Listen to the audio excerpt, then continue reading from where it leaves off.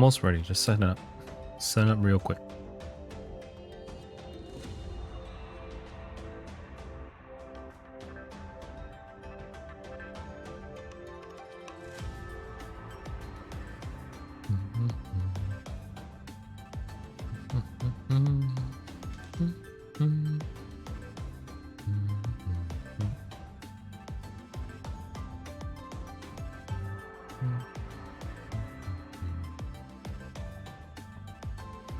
All right, we're live. I think we're good. That one more time. Okay.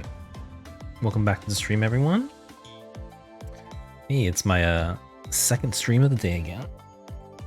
Did that 3 times so far. We did played a little Diablo earlier on. I've been wanting to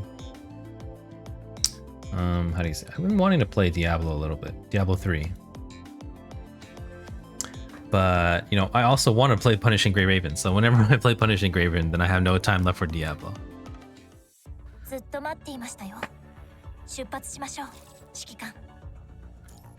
Let's hope. Okay, I remembered to use energy this morning. Yeah, but yeah, normally, since we started doing story, we've had a lot of stuff to do, so haven't gotten around to Diablo 3 at all. So I had a little time in the afternoon yesterday and today, and I think a little earlier in the week too. So that's when I did some Diablo 3. Finally kind of got to endgame, kind of getting the hang of things. I haven't played in a long time, so I'm really rusty. And I'm practically like a brand new player. But here we are, we're back for PGR now. It is past reset now.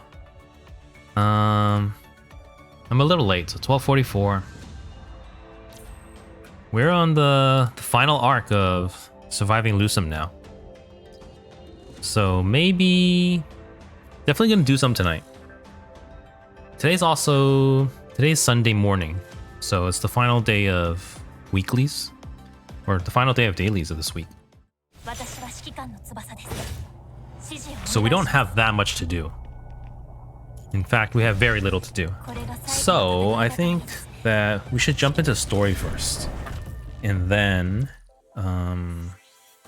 we'll take a short break and finish dailies later. I probably shouldn't have done that though. But oh yes, I also wanted to mention that all the story read-throughs I've done, I put them as highlights on my Twitch channel. So if you guys are looking for that in the future, they're all there. I have everything since Evernight Beat. So I did Evernight Beat Normal, Hidden, and Roll an Interlude. And I will put all of Surviving Lucem there as well. So yeah, it's there permanently until further notice. So if you guys want to check it out, if you missed one, you can pick it up there. Because my streams, they expire in 7 days in case you watch the VODs. All right. Let's see what this is. Oh, Norman's over. No, we didn't get very far at all. Nope. Yeah. So we missed out on the rewards again. I don't know if it's gonna get nerfed anymore, so we might be missing out on 100, maybe 200 black cards every patch. It's disappointing, but nothing we can do about it. I don't want to spend any more money or time. Hey Steffi, welcome back to the stream. Doing? What do you mean? I'm playing Punishing Grey Raven right now. What's up? But yeah, I think we're gonna continue story first. Oops. Okay. And then do some dailies after, in between, and then we'll get back to it. Okay, let me check my messages real quick. Okay, we're good. All right, let's go. Let's get to it. So yes, back to the Surviving Lucem, or as I just say, Survival Lucem. Okay, so we did 1, 2, and now we're on the 3rd arc. First, there was no hope. I'm trying to do a really quick recap. No hope. And then we met a lot of refugees, and they're all very miserable. And a a lot happened. There was a Stanley in matches, the little boy with his dog. There's Fantine and Shrek. Shrek is an old character from like a year ago, and Fantine was a pregnant woman, but that actually wasn't her husband that we've discovered, and they are all dead at this point. It's PGR, but there was no hope. The twins were destroying everyone. They deployed the Omega weapon the first time, and then the twins were avoiding them, and it didn't stop everything. So, you know, Liv was very sad that as a medic she couldn't save everyone, so she volunteered for the Omega weapon prototype adaptation. So they brought her back to Babylonia along with Shiki-Kan, us, who's still unconscious at this point. And she got the procedure done, so she's just gonna be in her new frame soon. But she only has a 7% chance of survival, so it's not looking good. She hid that from Grey Raven, so none of them know, otherwise they would have stopped her. Meanwhile, the twins kept attacking. They attacked Aslam, the train from Akdalek, and that got destroyed. And everyone's on the run right now. So all the teams on the surface are just fighting for their lives, and it's really bad. Everyone's Lucia, Lee, Chrome, Changyu, and Sophia are all together, and they're all on the brink of death. They've been fighting for a very long time. I think it's like over a month, or at least a few weeks. A few weeks since Liv left, but they've been on the run for close to a month. But Liv is almost here now. So Liv ETA was an hour, and Lucia says he was out of power in 9 minutes. And that's where we left off. Okay. Oh, man. Okay, let's continue. So here we are, 5th farewell. The last 9 hours of Liv. Oh. Okay. The mist that drifts away at dawn, leaving but dew in the fields, shall rise and gather into a cloud, and then fall down in rain. So she's here to save everyone now with her new frame, but she has a very short time limit on it, and a very low mortality rate.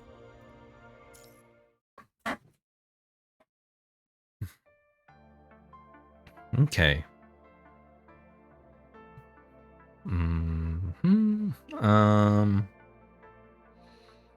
Let me just mention this right now. I normally mention this at the end, but still working towards Twitch affiliate. So if you like the stream, please hit me with a follow. Thank you. All right, let's continue.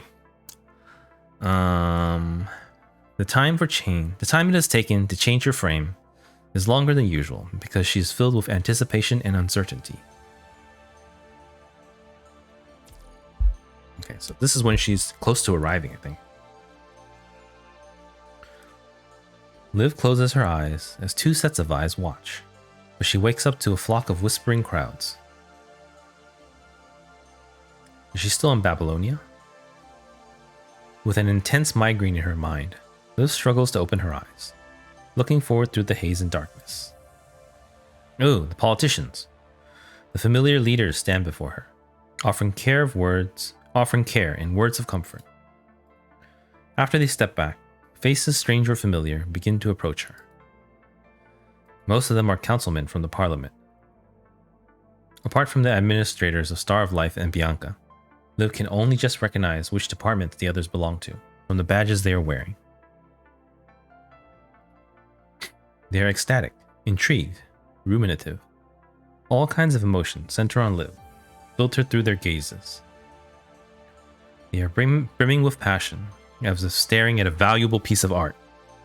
There's a coldness, as they do not seem to see Liv amidst all her mechanical parts. Your politicians, what do you expect? Among them is a woman from the control court, who walks toward Liv and hands her a golden brooch. May it guide your way through the haze, Liv. Thank you. This new Liv, this is the first time we've seen her. So the release of Liv coincided with the new voice actress for Liv. But I don't know if I could differentiate it well enough, so I'm just gonna keep going with the same for now. Thank you. She can hear people cheering, and she hears the name of her new frame. Hiding the migraine she is feeling, she smiles at the title that illuminates the night. I think, well, in the CN server, it was called Soul Eater or something. Soul Eater. But now it's Imperia, I think. By the time the crowd is gone, Asimov's laboratory reverts to its dark and cold self, lit by the dim light from the monitors. Liv sees her professor shaking her head, sighing. Liv is not sure what she has done wrong. She is about to ask, only to find the professor shedding a tear. We're going to perform one last adaptation. It will take approximately 2 hours. I will do my best to minimize the migraine in this adaptation. Go and say goodbye to your commandant when we're still getting ready. Who else is getting adapted? Don't leave behind any regrets, Liv. Wait. Oh no, maybe they need to do more work on Liv. So they brought her out to parade to the politicians. And the public, I guess. And now she's finishing the procedure.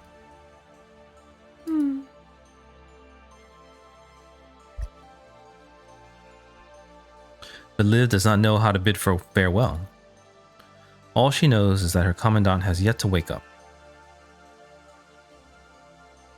In her jumbled thoughts, she once again recalls what the kind stranger said. I hope you would not regret this decision. I don't remember who she is. Grey Raven was invited to an event on the Niter that day. After they boarded, Liv ran into a woman who said she wanted to chat. She talked to Liv about a possibility, asking how Liv would choose. I don't remember this. After that, following the performance by the mechanoid puppets, Yazi mentioned Huashu and Villiers, who merged there. Was that freedom? They made their choice, answered the commandant back then. Even if it means they have to end up like this? Yes. The commandant's answer and the woman's word on possibilities and choices were simply casual chats. Unintended as the speakers might be, Liv has found herself reflected in the words they said. If she encounters a similar situation one day, will she sacrifice everything? She cannot be sure. She cannot bear to imagine a day when everything good she has witnessed is destroyed. But she knows that an unspeakable resolve has been planted in her heart since then. It has been growing uninhibitedly from the tragedies and calamities of the past, like vines covering the fences and climbing over the walls. This is my choice. Liv has let go of her attachment after witnessing the countless deaths and goodbyes. She is willing to become a disposable pawn on this chessboard of tragedies, to fight for the lives who are still struggling forward. Children without homes will always seek a place to settle. People who have not experienced love will spend their lives looking for substitutes. Liv has found a home in Grey Raven, and she has gained warmth there, but she has not treated it as her destination. Just like how Lucia picks up her blade so that no one else has to suffer her pain, Liv has been fighting to this day so that everyone will have a home to return to. An impulse imprinted in her mind. It forces her to step on the front line, and eventually, it will witness her fall. There's no need to hesitate anymore. She just has to keep moving forward. Give it all she has to offer until the moment she no longer can stand. Over and over, Liv confirms to herself her decision and the plan for the 3-hour combat. Once she reaches the surface, her life is on a 3-hour timer. Every second counts. Okay, so I guess at this point, I know for like the last 3-4 days on the story, I've been like, did they even tell Liv about the full risk? Because they didn't mention it again since the council members said it to each other and the audience, us. So they never told her, they didn't tell Liv during the interview. But she knows here. And I guess it starts when she starts combat, so right now the timer is not ticking yet. I'm ready. She makes sure once again that her resolve has not wavered. Her feelings have been forged into the strongest armor, building an unbreakable line in her heart. In that case, where does that hint of unease come from? Do I still have regrets? Looking at the pale and gaunt commandant of the hospital bed, Liv remains silent amidst the beeping noise of the vital signs monitor for a long while. Finally, she lifts her hand and gently places it on the Commandant's chest, the cold fingers of her new frame rising and falling rhythmically along with it. She remembers that spot. Even with it covered by the blankets and layers of bandages, Liv remembers it clearly. What spot is she doing?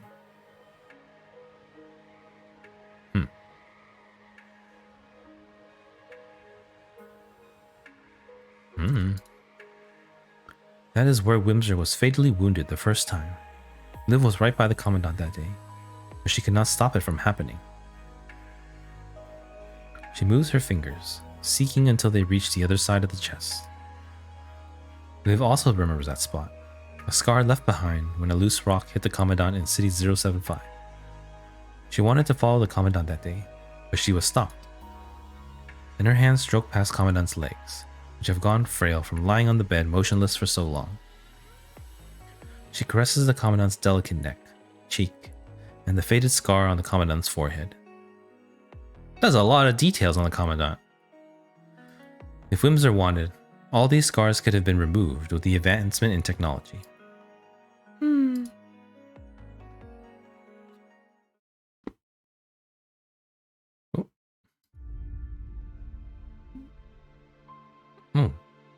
New art. The girl in white leans downward, holding the hands that once gave everyone warmth. And I remember, Commandant. Whether the marks are there or not, I remember. I remember every scar. I remember your pain. I remember your every thought, struggle, and moment of weakness. The shape of your silhouette, the warmth in your hands, your dreams, our dreams. All your sufferings in exchange for a step toward the future. Now, I walk on the same path for the countless people like you who are suffering in this apocalypse. I have a chance to make a change. I'll finally stop feeling powerless. I've done it. Please, be happy for me, Shiki-kan. But an unmistakable hint of pain still lingers in her. Shiki-kan, I don't know what I can offer to thank you for the days you stood with us. I've never been an exceptional person. It is luck that I've been able to stay here, protected by you and Grey Raven. Like sunlight in the attic, night breeze through the ruins, as voiceless as shadows. I have nothing but myself. What else is there to offer? There's just my memories. Of you, of them. When sunlight hugs the flowers, its ray carries their scent. When the night breeze passes a crowd, it learns to hum their songs. When a shadow spends its days attached, it draws the shape of light. This is all I am, all I can leave behind. She places the paper boats she folded by the bed. Each one of them is a page of her journal, letters that she has been writing for the past 3 months. They carry ashes and dust, blood and tears. Will you be disappointed by this parting gift, Shiki-kan? The girl who has nothing left takes the 7 injection needles her professor gave her. Collecting the paper boats together, she fixes them to the needles, forming the shape of a queen of the night. A queen of the night made from white paper boats, a life that flourishes for a moment before they expire. But that boat carries her memories at the end of its voyage. Oh, she closed her eyes. Placing the flower by the bed, Liv holds those delicate hands once more, and offers them a parting kiss. Please, don't be sad about the brevity of life. As long as you remember it, even the Queen of the Night's 3-hour blossom can last for an eternity. What's a Queen of the Night? Did they ever mention that? Let me Google real quick. Queen of the Night. Is it a flower? Okay. Queen of the Night is a flower. Epiphyllum oxypetalum. I don't know. Dutchman's pipe cactus. Species of cactus that blooms nocturnally, and the flowers will wilt before dawn. Okay. Man, where do they find these things? All right, so that's what it is. It's a flower, I assume. A cactus, technically. A blossom on a cactus. Please forgive me, Commandant. Wimser. She whispers the name, her grief irrepressible. Even when I'm prepared to sacrifice myself, even when, as a medic, I know it's futile to have these dreams, but still, at this moment, please forgive me. I can't help but wish for an afterlife. No longer able to control her sorrow, Liv cries, her face covered with tears like window pane on a rainy day. Commandant, Wimser. Her tears fall onto the unresponsive hands, soaking a corner of the bandages. I've been hoping for a day when Earth thrives again. You can see the flowers blooming in ruins and people laughing by their new homes, displaced no more. I love this world so much. I love all your smiles. Humans, constructs, machines, plants, animals, insects, even bacteria. Their existence is so beautiful.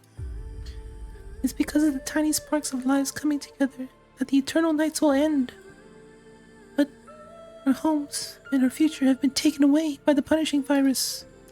Someone must take the first step to find a way to eliminate them. And even if that step costs me my life and a reunion, it's a price I'm willing to pay. Only when the punishing virus is gone can humans like you, Commandant, can you live on. So, this is my choice. I'm leaving even when there will be regrets. It's okay, as long as you and everyone can live in this world safe and sound. That will be the proof that I fought until my very last moment as one of the Grey Ravens. Liv tells the bedridden Commandant everything she has to say, and she no longer holds back her tears. All her pain will be lost in time, her last drop of sorrow carried away like tears and rain. She hears a knock on the door. Time to go. Time's up. One more adaptation, and I'll be gone. She fiddles with the paper flower one last time before standing up. With inseverable affection, she bows to the Commandant. It is my honor to learn from you all. I'm sorry, but it's time for me to leave Grey Raven. No, Liv, don't die! Thank you, Commandant. I'll take my leave now.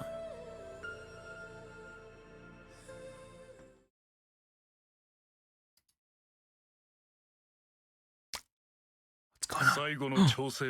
Voiceovers. I can rest my voice. Oh man, Hasan has a voice? I gotta learn this. 皆様の期待に応えるため当然のことをしただけです。こんな重荷をあなた一人に背負わせた。これは私たち全員の責任よ。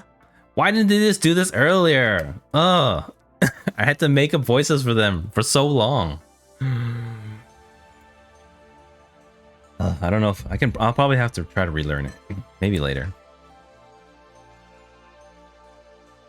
誰かがやらねばならないことですからご信頼感謝します。教授がヒポクラテスを名乗るのは誓いに背いてはいけないと学生に伝えるためですよね。誓いの日から私の願いは変わりません。病気の人たちの健康と幸せ、そしてあらゆる命を尊び一生を人類に捧げます。教授の弟子として皆様の導きのもと成長できました。とても光栄です。私は絶対にヒポクラテスの誓いを忘れません。これが私の願いですから。PGR with voiceovers. What is this? Man, are they gonna do the rest of like all the story like this from now on? もう私からあなたに教えることはないよね。リーフ、卒業よ。はい、ありがとうございます、教授。次の降下目標地点はグレイレイ分隊とクロムがいる教会の廃墟だ。座標から見て人型生命体もその付近にいるだろう。Hassan voice. I gotta remember that because he shows up a lot. みんなは無事ですか？通信がつながった。輸送中に彼らと連絡を取るといい。わかりました。リーフ、人類の希望と命、君に預けたぞ。はい。絶対にご期待に応えてみせます。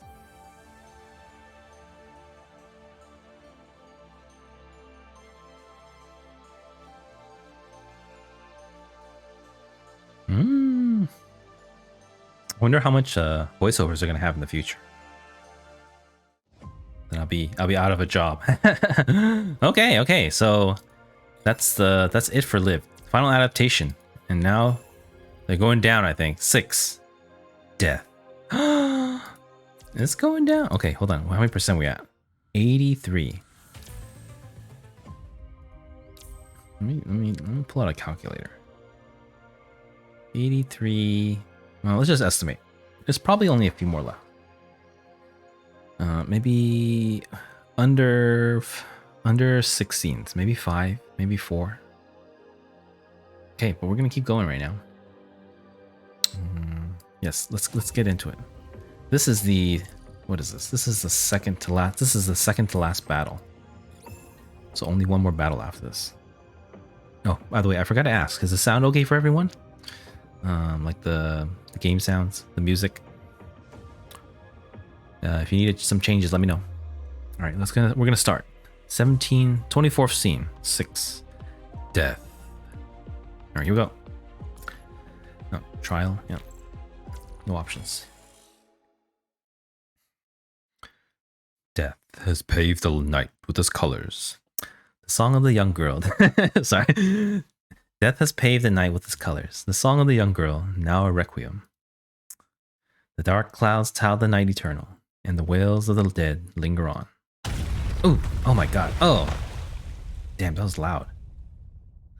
Crimson waves gather near the transport craft, once again trying to drag it to the ground. Smoke rises from the wreckage of the craft, but the flame has not taken any life. The constructs guarding the craft exit the craft safely, parachuting their way down. Looking up, they can see dawn has arrived.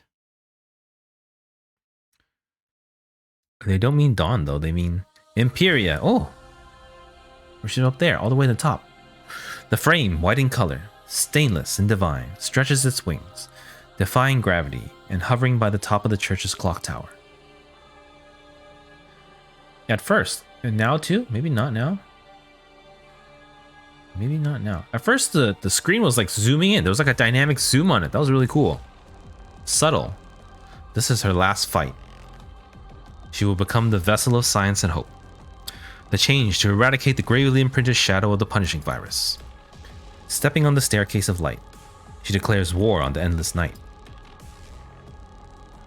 Nope, combat already. Is it too late though? For Lucia?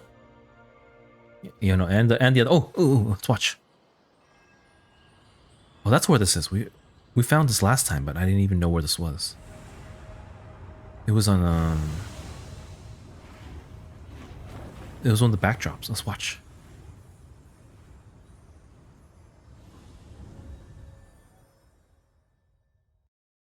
Okay, here. Awaken all the corrupted constructs.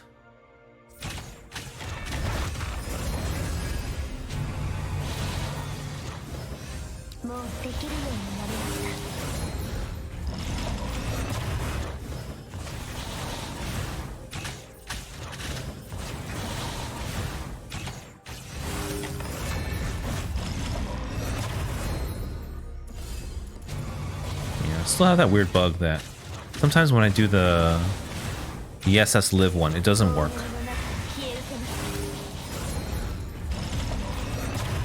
Ina, where am I? What time is it? My memory is a bit blurry. I remember I was infected and lost consciousness. Why am I here? The Bologna has come up with a way to cure the corrupted. You've just recovered from the corrupted status and still need time to adjust. Leave it to me. A barrier. Did Lee create it? It's about to be overloaded.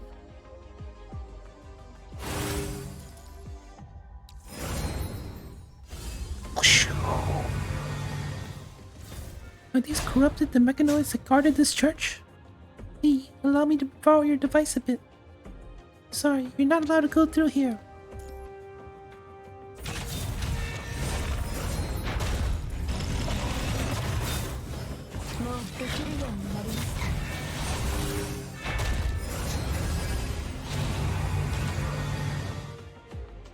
There are 2 severe punishing virus signals ahead. Is it the twins? The twins! They seem very weak. Lee! Lucia! Oh no! You've been waiting for me, but I'm still late.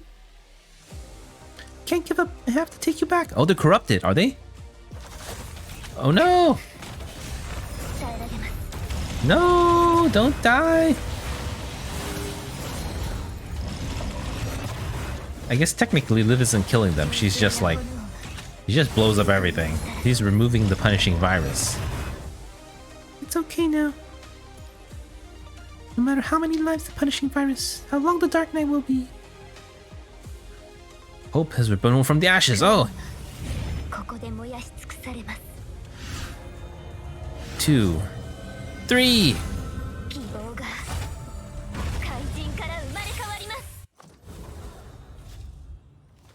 Huh?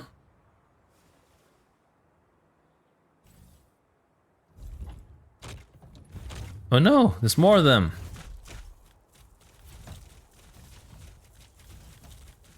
Has it been 3 hours yet though?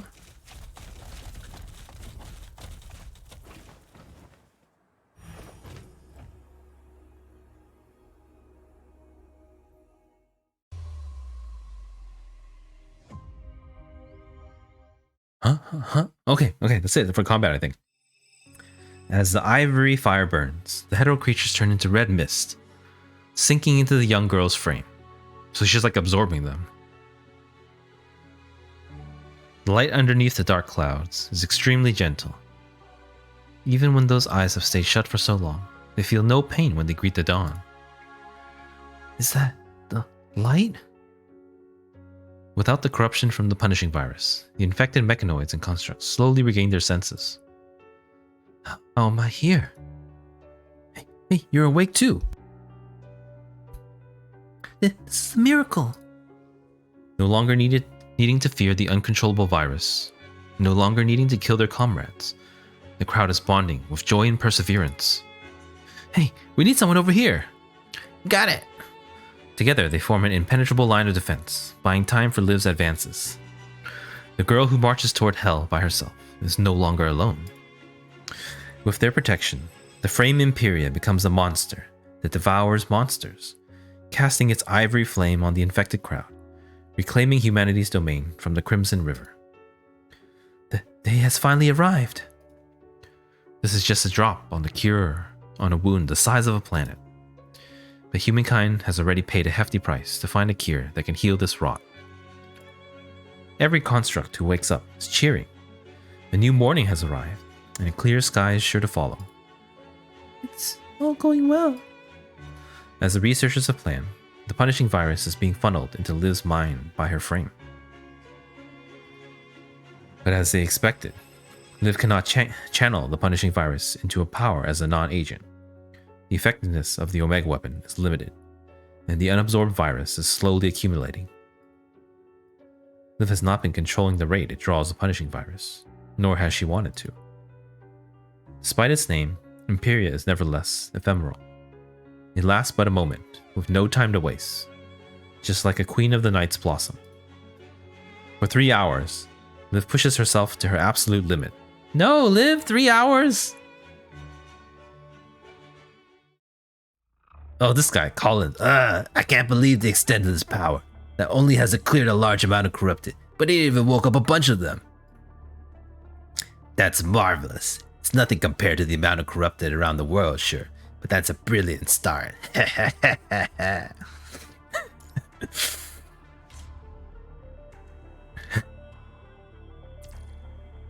Dare say I can feel the smiles of all those who sacrificed for Project Winter. Looking at Liv on the monitor, Colin sheds a drop of passionate tears. A shame that she has to trade her life for such a brief, tiny spark. Have we finally gained a weapon that counters our misfortune? It appears so from the data we're receiving. After the punishing virus is cleared, the hetero creatures all but vanished. Constructs who were infected have regained a certain level of control, but we'll have to wait and see what happens next. Damn politicians! The only ones we couldn't save are the humans who were taken by the virus. Human bodies are still too fragile. Hey, don't forget that we still have our serums. They came way out before the Omega weapon.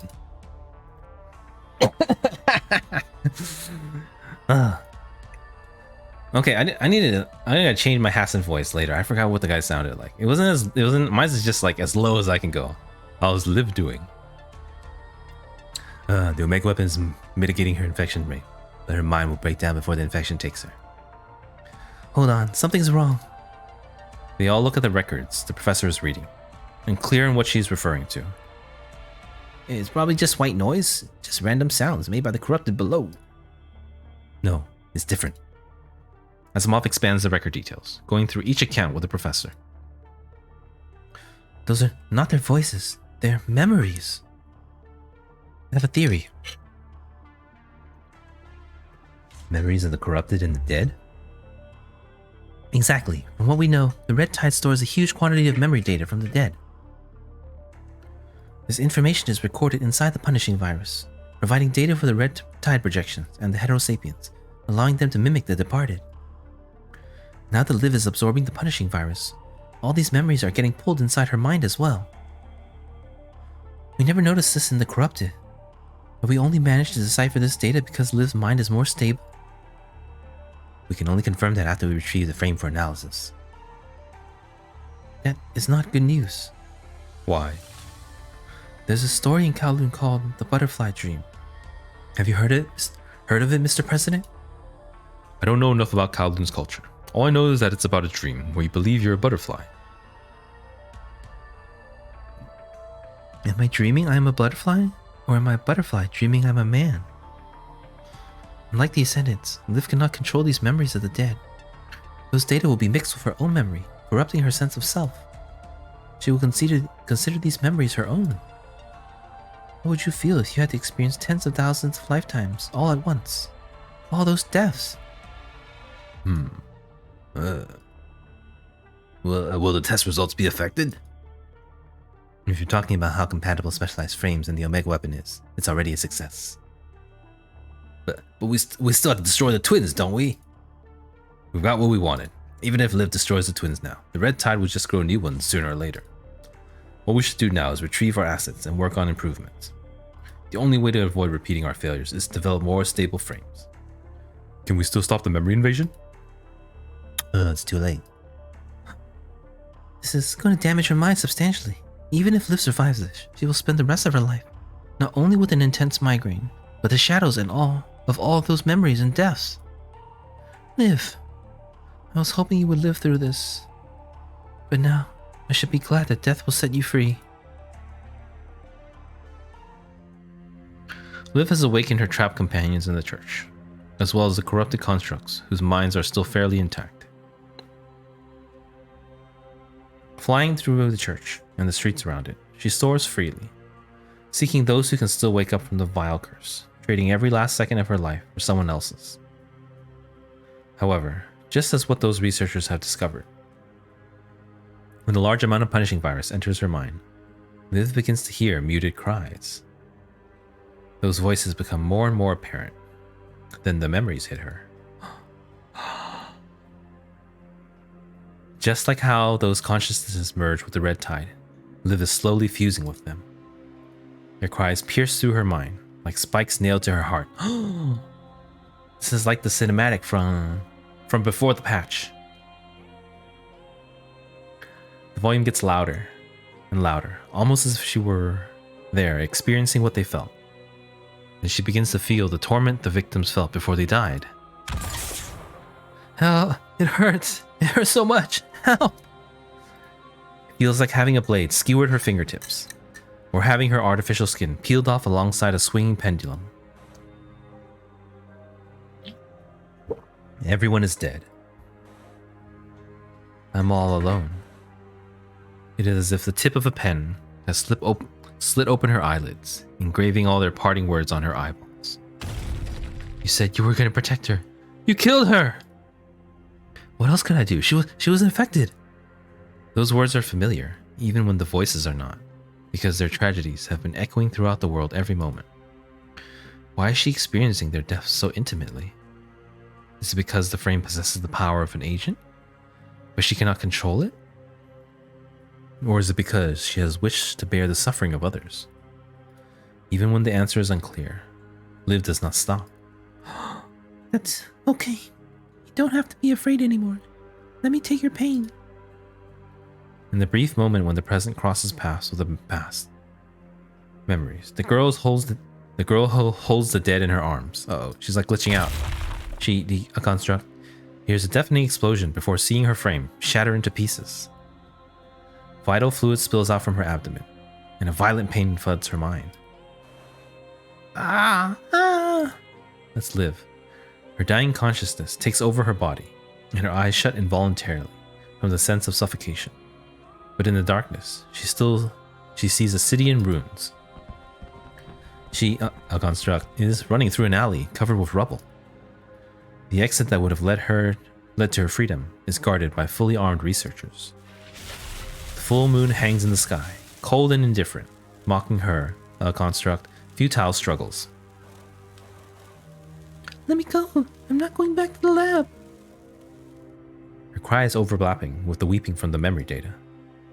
She crawls near the garden where the summer flowers are dyed red with human blood. Number 3079, you, Buzz, like the place, Buzz, protect it. The incomplete data has not recorded the full conversation, but she really should focus on stopping the bleeding from the wounded for her instead of what she has been said.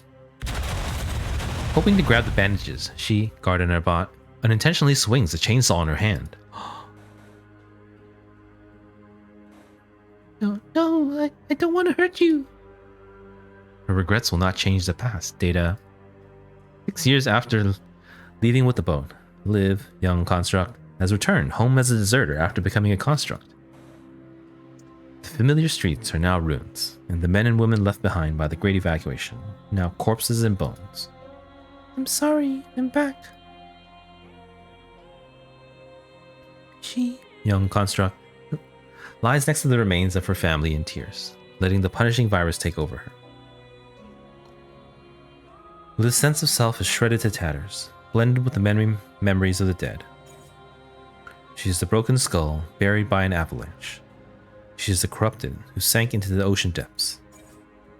She is the intricate parts forged in a factory. She is the metal shell in a hail of bullets. She is the loyal guardian of a farm. She is the reaper of the hungry men who came for food. She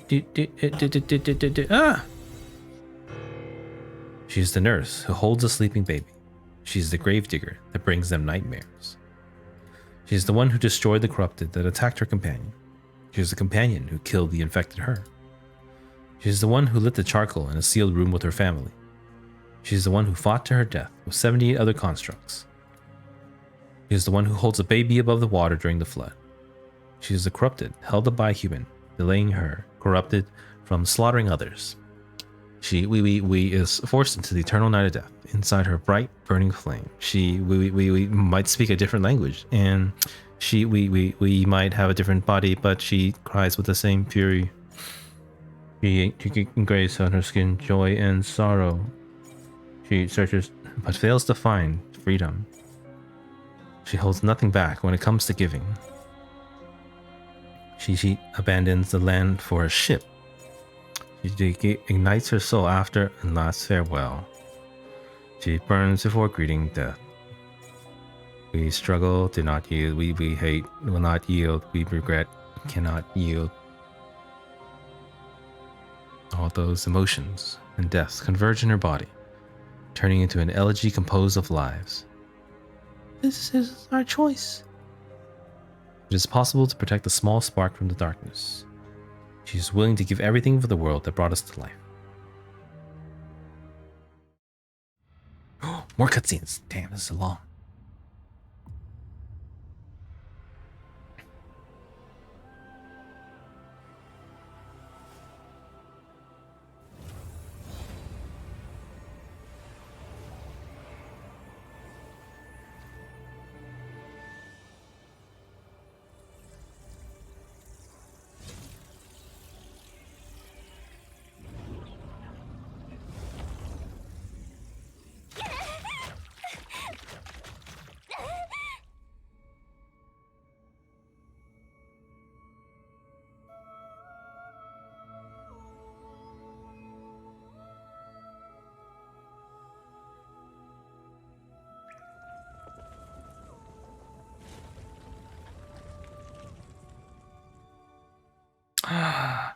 That's not the full one from before the patch.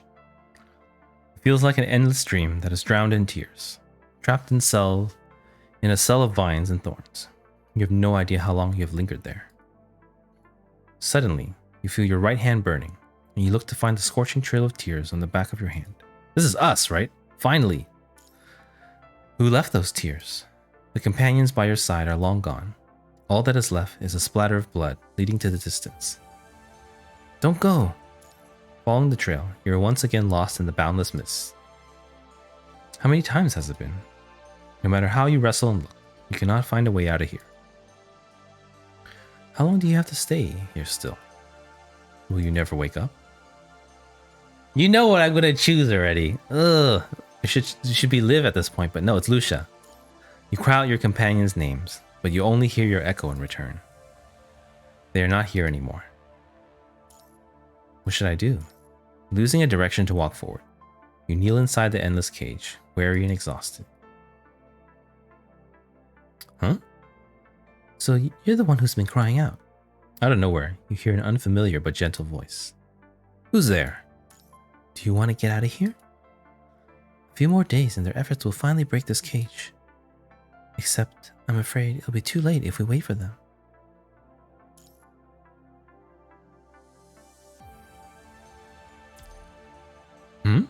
Do you want my help?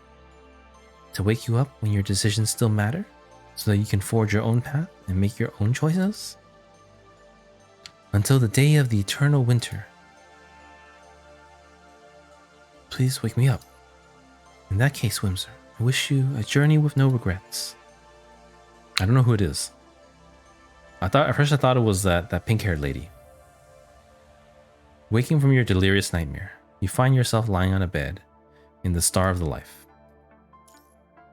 An origami queen of the night sits by your pillow, its paper emitting a subtle hint of dirt and blood. You struggle to shut off the alarm on your nightstand, trying to get up, only to find your body incredibly heavy, where every simple action requires a tremendous amount of strength. You look up at the clock projection, and you discover that it has been almost 3 months since the mission to the Puglia Forest Park ruins. Almost 3 months already! With great difficulties, you try to adjust your bedridden body and stand up, moving out of the room one step at a time. You are almost at the door when a young doctor suddenly pushes it open and enters. Oh, finally up, Sleeping Beauty? You're not sure why the woman before you looks angry. Where are the others? Tell me, please. After she tells you about what has happened to Liv and the others, you look back at the paper flower by the bed, finally understanding what it means. Please, let me return to the field. In this state? Yes. Even when your body is now a burden, you will lose your only shot if you stay here in defeat. Your regrets are not a good reason to be reckless. You have to plan accordingly. I will establish a remote connection first. According to the professor, Lucia, Lee, and Chrome are all back on their feet and able to communicate and connect with you remotely. I'll put on an exoskeleton before heading to the surface. She still looks doubtful. Is she uncertain about your plan? There's no time to waste. You have to convince her. Maybe it's too late, but that doesn't mean it's hopeless. The only way to find out is if we try. She suddenly smacks you on your shoulder and your back, almost causing you to fall. Oh, the hell? Hold on. I thought something was wrong with you up there, with how confident and eager you are. Oh, that's not Liv. I thought something was wrong with you up there, with how confident and eager you are, having just woken up. Your mind isn't jumbled, and your body isn't a complete mess from a 3-month coma. I guess I wouldn't be able to stop you. So you smacked me to confirm that? Do you think we have time for a detailed inspection? Being able to stand will suffice, not that there is any other way. As for your plan, I'll need to find someone else to see if it's feasible. It changed when I look for them. Can you do that? Of course. Good. You look lively. Woke up a bit later than I like, but for someone who suffered a head injury and stayed bedridden for 3 months, you're looking just fine. How should I phrase it? She ponders a bit. I want to say I'm lucky, but it's kind of an asshole thing to say. Thanks to the doctors and nurses. And the modern technology they use. You wouldn't be standing if not for the advancements in medical science. Right. Right. Having finished changing, we part the cubicle curtain to find two familiar faces standing by the door. Asimov, President Hassan. We were together monitoring Liv's situation. We saw the signal alert to your cubicle light up, so we had Professor Hippocrates check on you first. You look good, all things considered. Sorry I overslept. Liv is in grave danger right now. Her mind is being infected repeatedly. I see. What do you see? You haven't the slightest clue. Professor has told us about your plan. It's a shot in the dark, a glimmer of hope with absolutely no guarantees.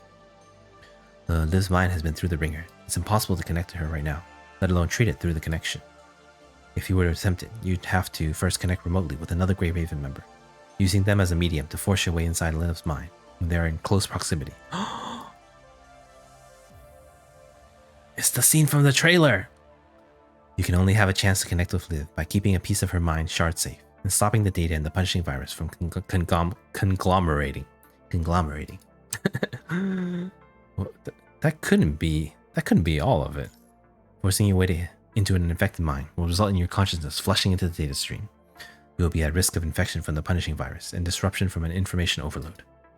It could result in both you and your medium getting infected. You have to get close if you want a connection to her deep mind.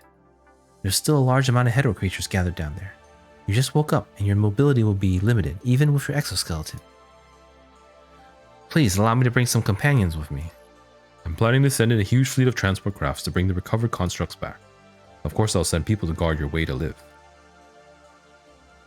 Are there still other concerns? A lot. For example, Liv's EMP discharge collar is counting down while her infection rate is climbing. Even if all goes smoothly, her mind is a jumbled mess already. You can't fix it with the connection. Is there a way to treat it? Yes, but there will be lasting after effects.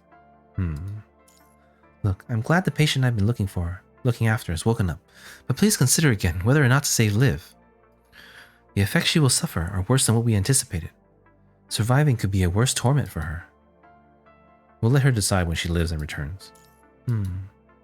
Wimser, as the president, I am inclined to keep Babylonia's elites alive. I hope you'll reconsider your decision. This is an extremely dangerous battle with a very low chance of success. Failure could spell your doom. You will be risking your life for a chance, just a chance, to save her. You're a commandant with a bright future. Now is not the time for you to fall. There won't even be a chance if I stay. Do you still insist on going after knowing these threats you will face? I do. Can you tell me why? Because Liv chose the same. You feel the same, don't you, Mr. President? Despite what you've been saying, you haven't stopped me with a direct order. You even promised to send people to protect me. Perhaps I'm also waiting for a miracle. Mr. President! It's not like you to give up without a fight, Professor Hippocrates. The younger you would be kicking and screaming. Prepare to depart, Wimser. We'll continue when you're on the transport craft. Otherwise, you'll be too late. Come back in one piece, or I'll cut you up myself. I'll come back with all of them. She nods, frowning. This is really long. Traversing through the countless deaths, the girl finds her body and mind broken beyond recognition. How long has it been? She no longer has any concept of time. It feels like it has only been a moment, or maybe hundreds of years. Have they recovered from the infection? Is her duty almost fulfilled? The girl, walking alone, cannot see the countdown on her life. She can only use her muddled mind to absorb the punishing virus instinctively.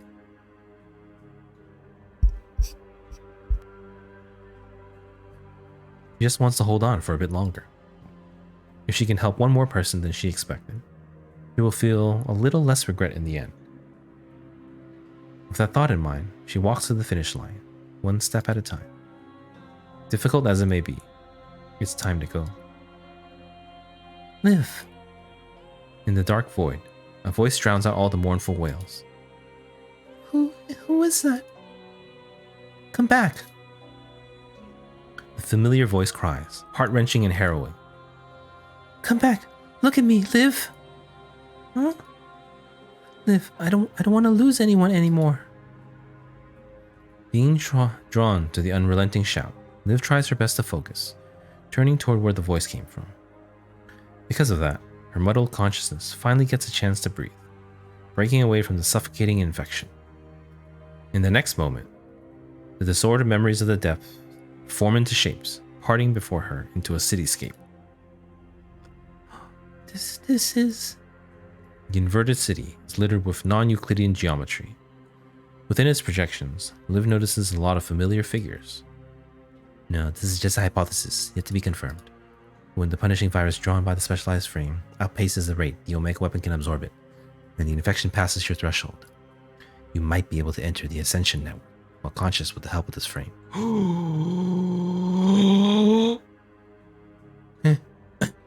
Is this what the Ascension Network looks like?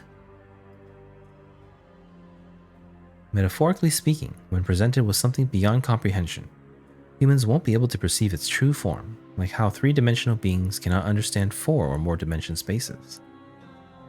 Now, all you can do is interpret what you can from what you cannot. Whose voice is this? Or is this a memory of someone once here? This voice sounds like... May it guide your way through the haze, Liv. May you return unharmed. Huh? Constructs who connect with the Ascension Network for the first time will usually find data that belongs to them. Consider it a visit to the fortune teller. Why am I hearing this? Because you, she desire, want answers to no secrets. Many voices combine into one, seemingly answering Liv, or perhaps repeating a conversation that once happened here. Their cold, emotionless tone reminds Liv of another voice she heard not too long ago. Is the Ascension Network something similar to Gestalt? This time, she does not hear any replies. Unable to find the answer to her question, nor the source of the wails, Liv, however, feels incredibly serene. As if time had stood still, Liv no longer feels any pain as long as she stays here. It's like... death. How about she just stay here? I think I fulfilled my duty. Then stay here. When she closes her eyes again, she hears the heartrending cry once more. Don't go. No? Having experienced tens of thousands of deaths, the girl is completely broken. Even so, she cannot let the heartbreaking voice go. Can I hold on for a little longer? She considers, incapable of choosing from unknowns. The dark void seems to respond to her doubt and splits into two paths that lead somewhere in the distance. A road leads ahead, with a sign that says future appearing out of nowhere.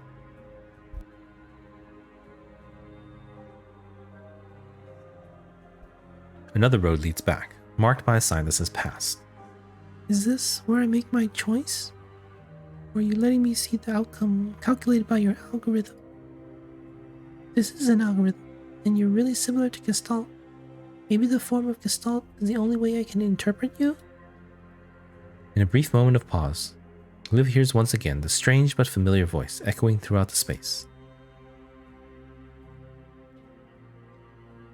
I hope you would not regret this decision.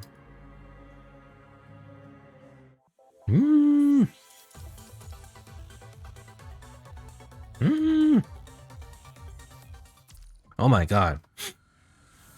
This is like the end. This is the end. This is it, I think. 26? That sounds about right. Yeah. 87. I feel like there's one more. Okay, see, neither of these are combat. There needs to be one more battle. So there's probably 3 more scenes, is my estimate. Man, are we gonna finish tonight? Let's do a quick break. We're gonna break for now, or we're gonna daily break. Break on my voice. Nothing too bad today. Not too much extreme Liv. That or I'm getting better. Oh yeah, by the way, if you guys use Twitter, on my Twitter I had a post. You can also answer in the chat if you like. I'm trying to get some feedback on my streams. For PGR specifically, I've been doing these story read-throughs with voices, and I've also been doing the usual, dailies, weeklies, events, Punish, the Phantom Pain Cage, War Zones, Babel, Norman War, and I was trying to see what people enjoy watching. So yeah, if you have a Twitter account, maybe you can vote on my poll. It's on my Twitter. It's linked in my about page. But trying to get some feedback to see what I'm gonna do with my PGR streams. Okay, let's knock out dailies. Oh, interrupt.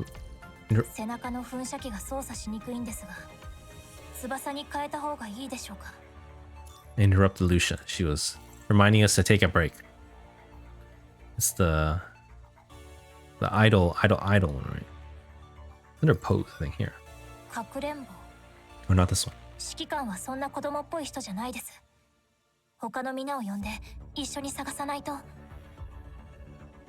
It was this one. Excessive online time.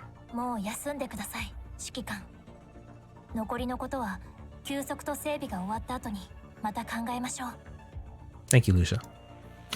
Alright, dailies. Let's do Dorm. Dorm.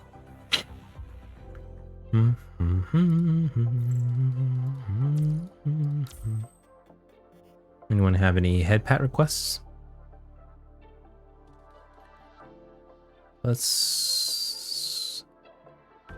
No events here today. One for Lucia, of course.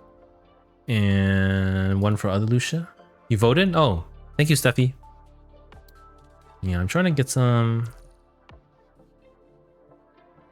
feedback to see where I go from here for my streams.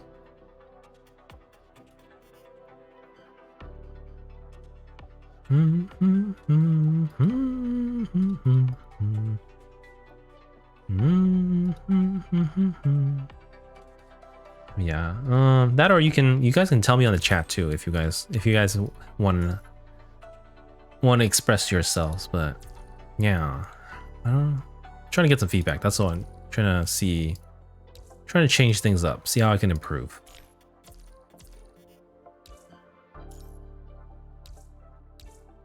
Because I really enjoy the story, and I enjoy it a lot, and I enjoy reading the story as well.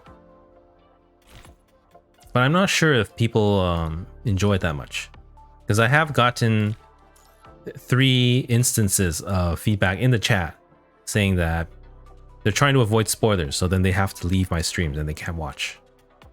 So I'm a little concerned about that.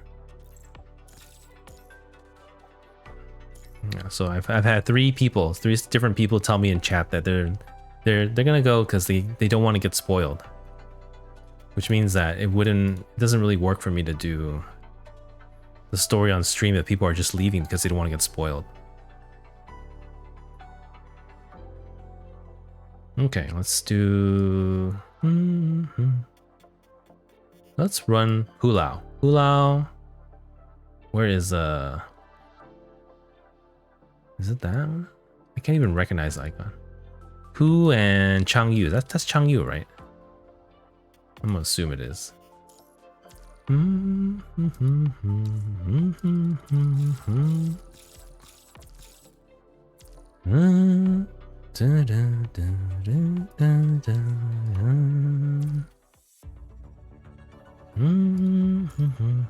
Okay, so we're done with Warzone. Ooh, so tight.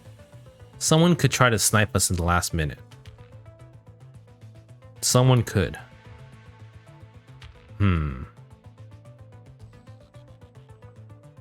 Yeah, this bracket was super tough. We have Jeremy and Alice, and this guy too. Benemy. These are like, yeah, no, don't stand a chance there.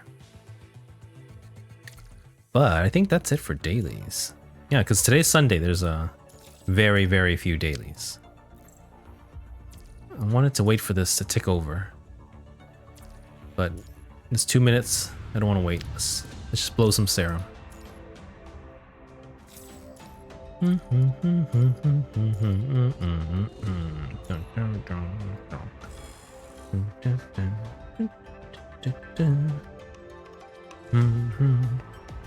Yeah, I've, 私は指揮官の翼です。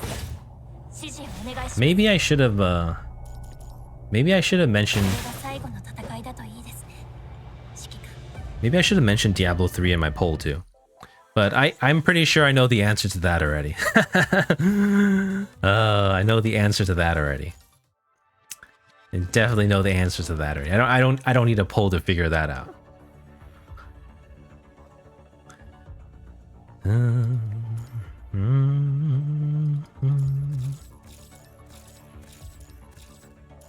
Okay. That's barely done for now. Let's check it. Check it. Wait, not there. What were we checking? Here, this one. Okay. Let's that's it for dailies. Ta-da! Okay, we're going back to story then. So since we're already ready for story, we have three scenes left. It's probably gonna take a long ass time, so we're gonna try to get through it. We'll see how it goes. But I'm gonna take a quick break. Quick bio break, and then I'll be back and we'll continue with the story. Alright, thank you everyone. Also, if you guys like the stream so far, please hit me with a follow. Thank you. Bye-bye. I will be right back.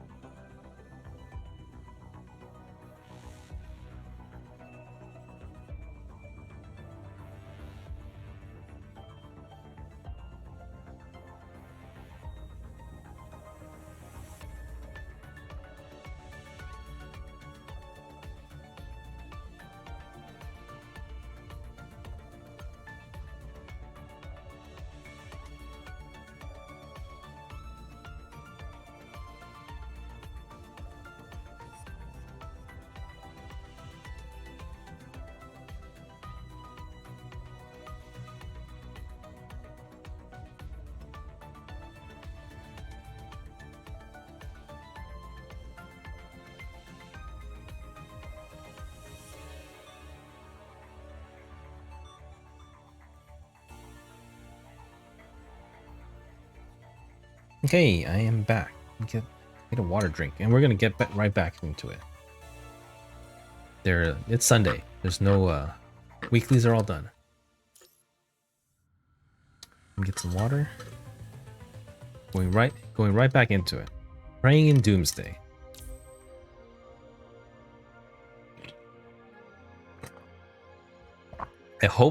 I really hope we get to see the cinematic again. It was amazing. It was great.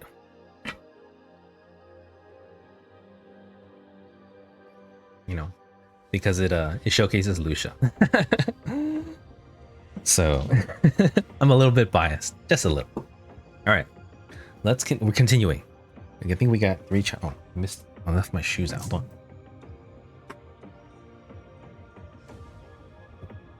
All right, got my slippers back on. Here we go. All right, we're gonna do it in order. To death. Start from the death of self and move into the future. Let me check one more time. Does the sound okay for everyone? You guys hear the music a little bit? Should be all right. I might have adjusted it a little bit for Diablo. So if you need some adjustments, let me know.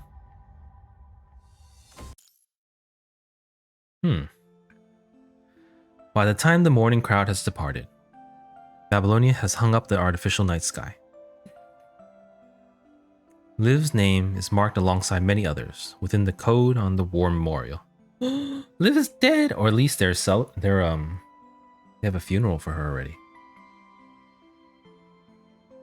The lives behind those names, both humans and constructs, have used their bodies to mend the rifts caused by the war, paving a road for humanity's future. The brightest day will eventually dusk, the river of time flowing toward a new night. History of the world, then, goes back and forth between light and darkness. It has been this way, and it will be this way. Underneath the bright artificial moonlight, all but 3 remain before the monument. They stare at the familiar name in silence, sharing neither tears nor words. If the human among them had not passed out before dawn, due to having just recovered, they would have stayed until noon and beyond.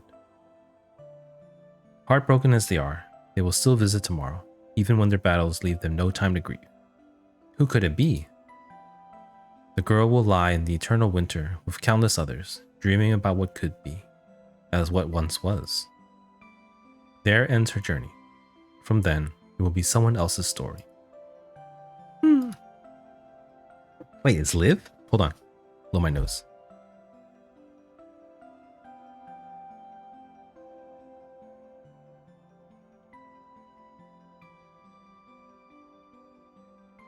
Oh god, I sneezed twice.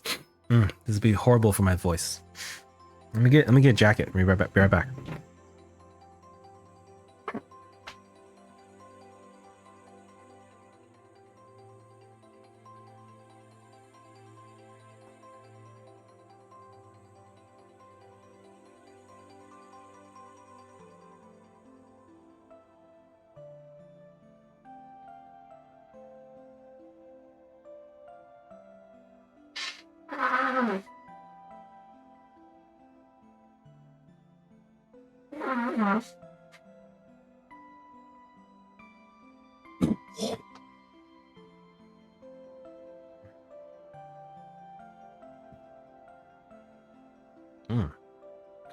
Oh, I don't think I should be cold, but I'm put on in case.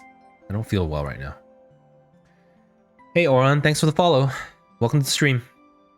Oh, sorry about that. Let me blow my nose one more time.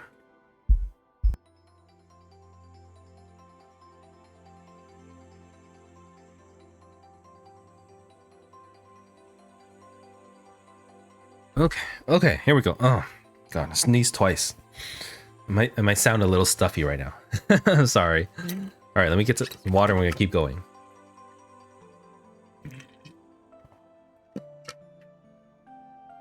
I don't know if I'm good. I'm here. Let's keep going. All right, let's go. Becoming a name on the memorial, building a future with her past. History never changes dramatically because of one person, but everyone can use their power to help lay the foundation of a future. Well, for anyone just tuning in, we're on Punishing Grey Raven Survival Lucem story. This is like the finale. I think we're on scene 24. If the future is filled with difficulties, perhaps it is easiest for her to depart at her most glorious moment, no longer having to suffer any pain. But her heart still worries for her companions. Is this in Liv's head?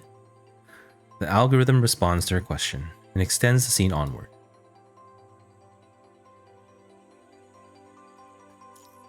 So Liv this is like in her head. This is like, we don't know what's going on ever since she's drawing in too much of the punishing virus and getting infected.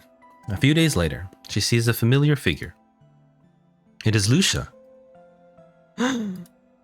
Lucia places a sheep plush in front of the memorial. Oh no! Lucia places a sheep plush in front of the memorial before sitting down, as the place is empty at this late hour.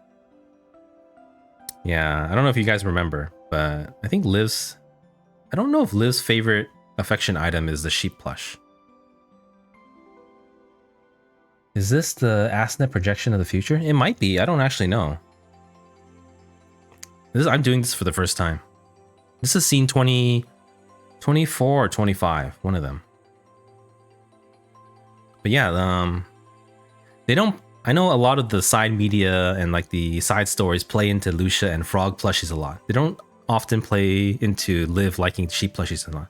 But one of the earliest screenshots from like between chapter 1 and 8 somewhere, there's this screenshot. There's this picture of Lucia and Liv looking really sad, and they're both holding. Lucia is holding her frog plushie, and Liv is holding her sheep plushie. So it's also probably from her past too. Oh no! What's going on? Okay. You look a little more like a wanderer than a soldier now. Is that how you are sometimes? Lucia. Lucia cannot hear the past calling for her. She just sits there, talking to herself. Yeah. This is the Asnet. I think this is the Asnet future. You're right. That's what it is. That's where we left off last scene. There was a future and a past, and then there's 2 scenes here now. And we have one more battle afterwards. Liv, this is the second time I lost a teammate unprepared. I'm sorry, but the day you left, I was so angry. Not at you. I was angry at myself and those who withheld the truth. I could tell that it was part of Project Winter, but I only heard the truth about it when I brought you back here. But what happened to you? I don't know a better way. Commandant woke up a few days after you were gone. If you waited a little bit longer before coming for us, would you have lived? Lucia shakes her head, answering herself. Okay, I gotta blow my nose again. Hold on.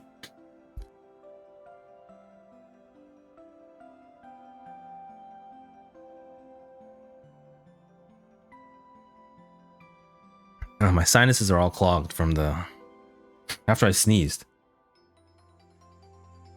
This is a pretty sad chapter. You mean this is definitely the darkest chapter.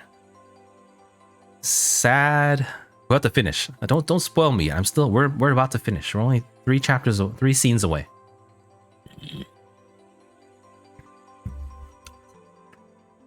Lucia shakes her head, answering herself. If you had done that, we would lose Lee, Chrome, Zhang Yu, and Sophia. And me. They were more injured than I was. I was the last one who could still move, but they were guarding the way to me. And in the end, you helped us destroy the twins. I've been thinking these past few days, if I could go back in time, what could I have done to protect you? But I can't think of anything that would save you. Not unless I trade your life with others. But you wouldn't have wanted to see that. Liv, do you know that Lee? Lucia does not continue. A while after Lucia has left, another construct stands before the war memorial. Liv. He greets her before falling into a long silence, as if all he has to say is being said wordlessly. Classic Lee. He only moves when the timer on his terminal rings, and he looks down frowning. I'm here to say goodbye.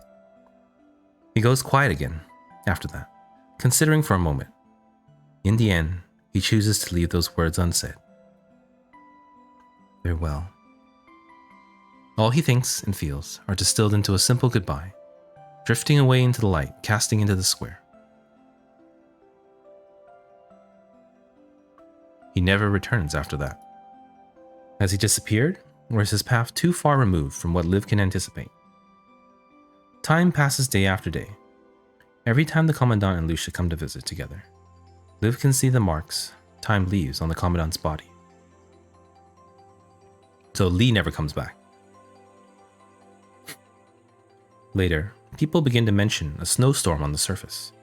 It seems that a very difficult winter is coming. Excuse me, okay. After that, the Commandant's name is put next to Liv's at a memorial service. Then, their names are joined by Lucia's. What? Hold on.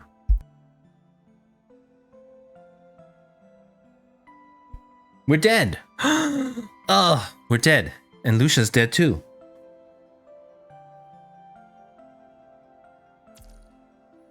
Many winters later, a young female construct stands before the monument. Someone Liv does not recognize. Hello, Liv. It's Cosette. Oh my god, she's grown up. Why, how many years has it been? If she's like 13, then it's been 13 years. Do you remember me? I'm Cosette. You saved me when I was a baby. They told me that my parents thought I'd be a genius. That's why they risked their lives delivering me to you. No, that wasn't. All they wanted was for you to be happy. They wanted to give you the choice to choose your future. But the young construct cannot hear Liv. Oh, but the young... Getting even worse. She's a teenager. Yeah, a teenager. That's what I'm assuming. But that means 13 years have passed. But this is, like you said, this is the Ascension Network, the glimpse into the future. Or the algorithm projection. But the young construct cannot hear Liv. She continues. What have I achieved? I'm just a support type construct that can't do anything well. Oh, she's just like Liv. All of you must be so disappointed if you were here. Oh, of course not. This is not what they wanted. What were my parents like? Why did they bring me into this world? Tell me, please. Cosette has lost everyone she held dear this long winter. She no longer has anyone to talk to. The young construct, all alone, talks before the monument until her words turn into tears.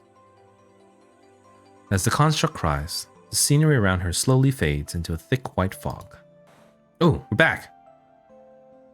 This is as far as Liv's prediction can reach.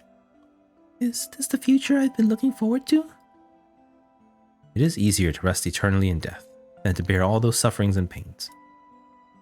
But I find it colorless and cold.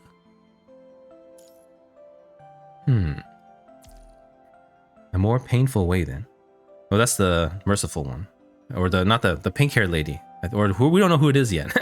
If you have your answer, I hope you will not regret this decision. Ooh, that was short. Support can't do anything. Meanwhile, Vera doing damage for core passive. Yeah, Vera is just too cool though. Okay, that was not very long. That was very short. Okay, we're definitely getting through this tonight. Well, we're gonna try. I usually end around 3, so we'll see how far we go. To life. Start from the death of self and move into the future.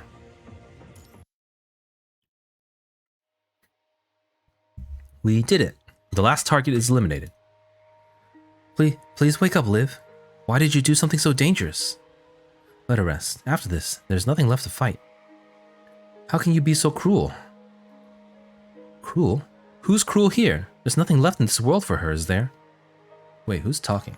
These are different people. 1, 2, we don't know. I'm just gonna go neutral voice. How much longer do you want her to suffer the mind migraines and the death mirages? Captain, perhaps we should be glad that even constructs can welcome death. The sound of people crying slowly dissipates, and Liv walks onward, toward the direction of the past. At the end of the road, the world turns into an ocean of flowers. Liv touches the wound on her chest, only to find it turns into a rose, scattering into the wind. Liv! Hearing a familiar voice, Liv turns around and looks. Even with a badly damaged frame, Liv still recognized Lucia. It's Lucia! Ooh. Lucia. Liv, how come you're also...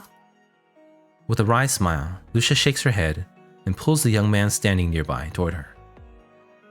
Oh, is that Lee?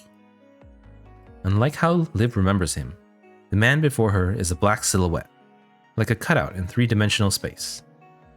Is it because Lee's path has led somewhere beyond what Liv knows? Why are you... It's a specialized frame, isn't it? What? Wait. Lee does not answer her. Let's go. You don't have to worry about anything anymore. Commandant is waiting. Lee's frame is not out for like 6-7 patches.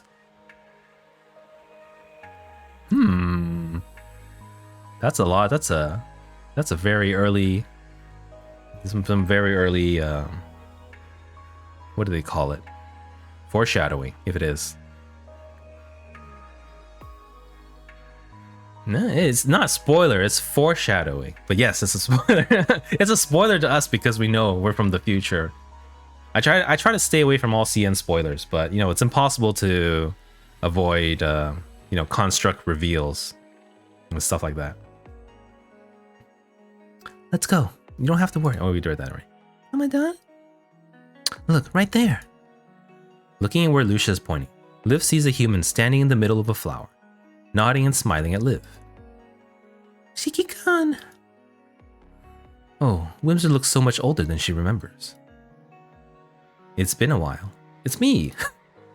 Hearing that voice, all the walls Liv puts up around her crumble into nothingness. What is this place? Are they momentary mirages? Or are they the consciousness and data that remain after death? It does not matter anymore. The companions Liv has missed so dearly are now with her. Have been waiting here for long? The Commandant nods, still smiling. Liv finds the pain her body has been feeling, slowly melting away. This time, no one can separate the four of us. What the hell happened to you? There's a hole in your chest. I'm always thinking why Commandant have to be human though. Well, what do you mean? You mean why the player character has to be human, or why all Commandants have to be human?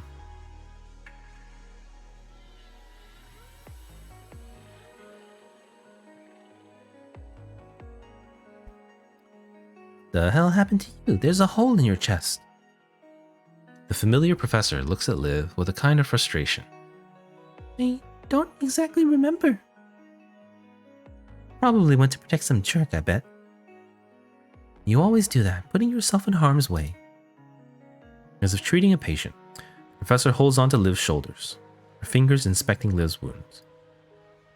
Incredibly, Liv does not feel pain. You've suffered all this time, Liv. I'm sorry. All this time? Right, the mind migraines from your specialized frame never stopped. It's as painful as arthritis or bone fractures, but it's localized in your head. Plus, the death mirages from that memory data. It must have been tormenting to Liv. Death mirages? Psh, oh! Chrome is a construct and he's a Commandant. Why Commandant can't be a construct too? The way he would be not in coma yet. Yeah, that's true. Chrome's like an exception though. And Chrome is a Commandant, but he's a commander. But he can't do mind stabilization, which is the primary function of a Commandant, beyond commanding. So the thing is that we have our sense of human self, and then we bear the mental load from the constructs, who don't, they no longer have a human body, so they kind of have like a identity crisis, and they have to have their mind beacon stabilize. So that's why Chrome can have a mind, what do they call it? He needs a Commandant around too, even though he's a commander, because he was, he has the skills from being in FOS college. So that's my understanding of it. I pleaded with them to let you go gently and quietly before it got worse. Every one of them was riled up. Although we managed to solve that problem by enhancing the deep mind connection, a human can only live so long. Professor points at Windsor, her brows furrowed. After your commandant was dead, the migraines and the mirages returned. And they wouldn't go away even when you changed into a new frame. I wish I could make them feel it once more, especially your commandant. If you think that's necessary. You won't feel pain here anyway. What once more? Liv. With a wave of the hand, the Commandant takes out a paper flower, like doing magic. Ta-da! Now it's our shared memory. Taking the flower, Liv finds her memories rushing out like a flood. Standing in the present, Liv can see what her future memory holds. I remember how this will happen.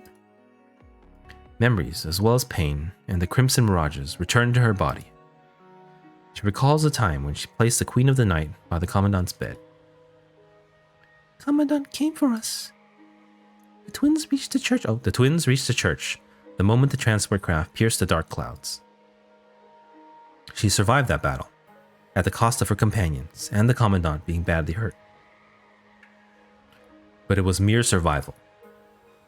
She could hear the Professor and the Commandant arguing as she went in and out of unconsciousness after they returned to Babylonia. Even if you let her live, the mind migraines and the death mirages will be there all her life. Why's she smiling? That's gotta be an error. At least let her wake up so we could hear her make the choice.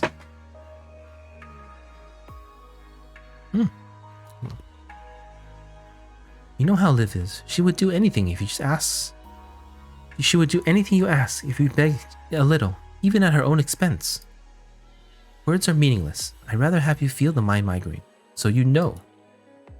Fine, if that could change your mind. Like this, when you can barely stand? Yes. Alright then. Oh, what happened after that? Liv seemed to have had a long and wonderful dream afterward. In the dream, she discovered herself and what she was after. But every dream ends, and she woke up from immense pain. Liv became Grey Raven's burden. Oh no. Even after Liv returned to her eclipse frame, mind migraines and death mirages followed her. The after images affected Liv still, making it difficult for her to participate in normal fights. After the technology on the deep mind connection got refined, Liv volunteered to participate in a difficult and long rehabilitation to get used to these effects. Separated by a sheet of glass, Liv and the Commandant, who also required rehabilitation, smiled wryly at each other in their own training rooms. Not even a day of rest. There's always next fight. Even when we find a way to eliminate the punishing virus, there will still be other troubles. Years passed by, and Cosette had grown up, learning about her mother's wish after talking to Liv. She ended up as a remarkable support-type construct, working hard to save the wounded. Both Cosette and Grey Raven had found new friends and lost old ones on the way. Together, they tackled many problems of the past and discovered new obstacles.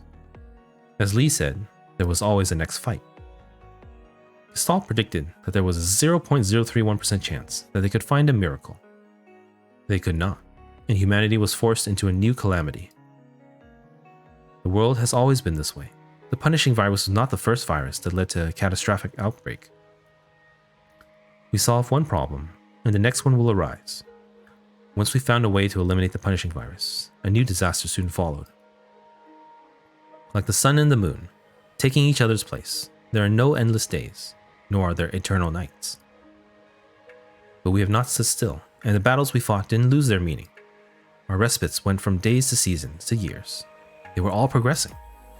Most importantly, you all were there with me, made the journey easier. Just like that, the Commandant left during the decades-long winter. After that, Lucia sacrificed herself in a fight for that almost impossible goal.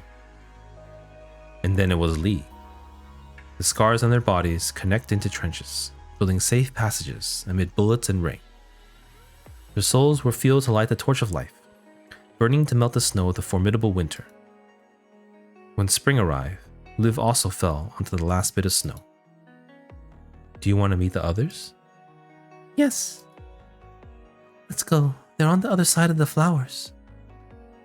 Standing by each other, they begin a new journey of fantasy. What is all this? A fantasy before death? A gathering of mind shards? No one knows what this dream built by the Ascension Network is made of.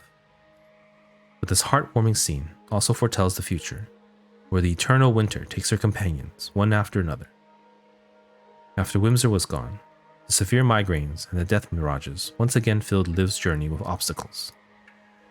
Spending the rest of her time in torturous pain, Liv would not return to her friends until the last drop of snow melted away. Water break.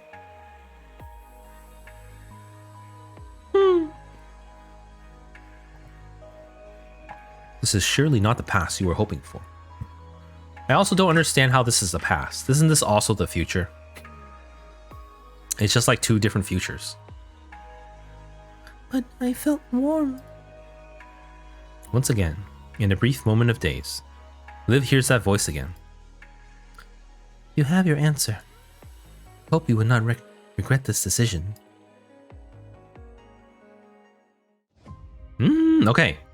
I think this is it. This is the end. Yes, this is probably it. Okay. All right, it's 2:21. We're going into it. Scarlet Reflection. 1727. This is it, probably. Let me get another tissue. Be right back. 10 seconds. 20 seconds.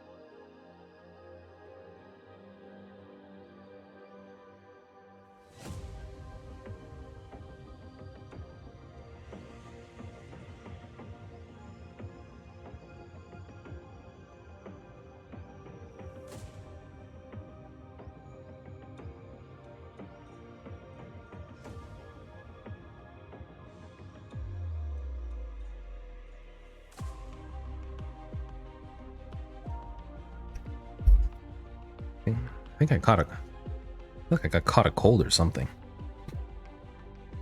I felt hot. I took off my jacket and now I feel cold again. And then I was sneezing. Okay, we're gonna continue though. This is the finale, the end of the end. I'm assuming there's no hidden story for Survival Lucem. I don't know for sure, but I don't think so. Okay, let's go. Just Lucia. This is the cutscene. I hope we get to see it again. Liv! Recovering from her infection, Lucia finally realizes what Liv's plan was. I don't want to lose anyone anymore. Lucia cannot blame anyone.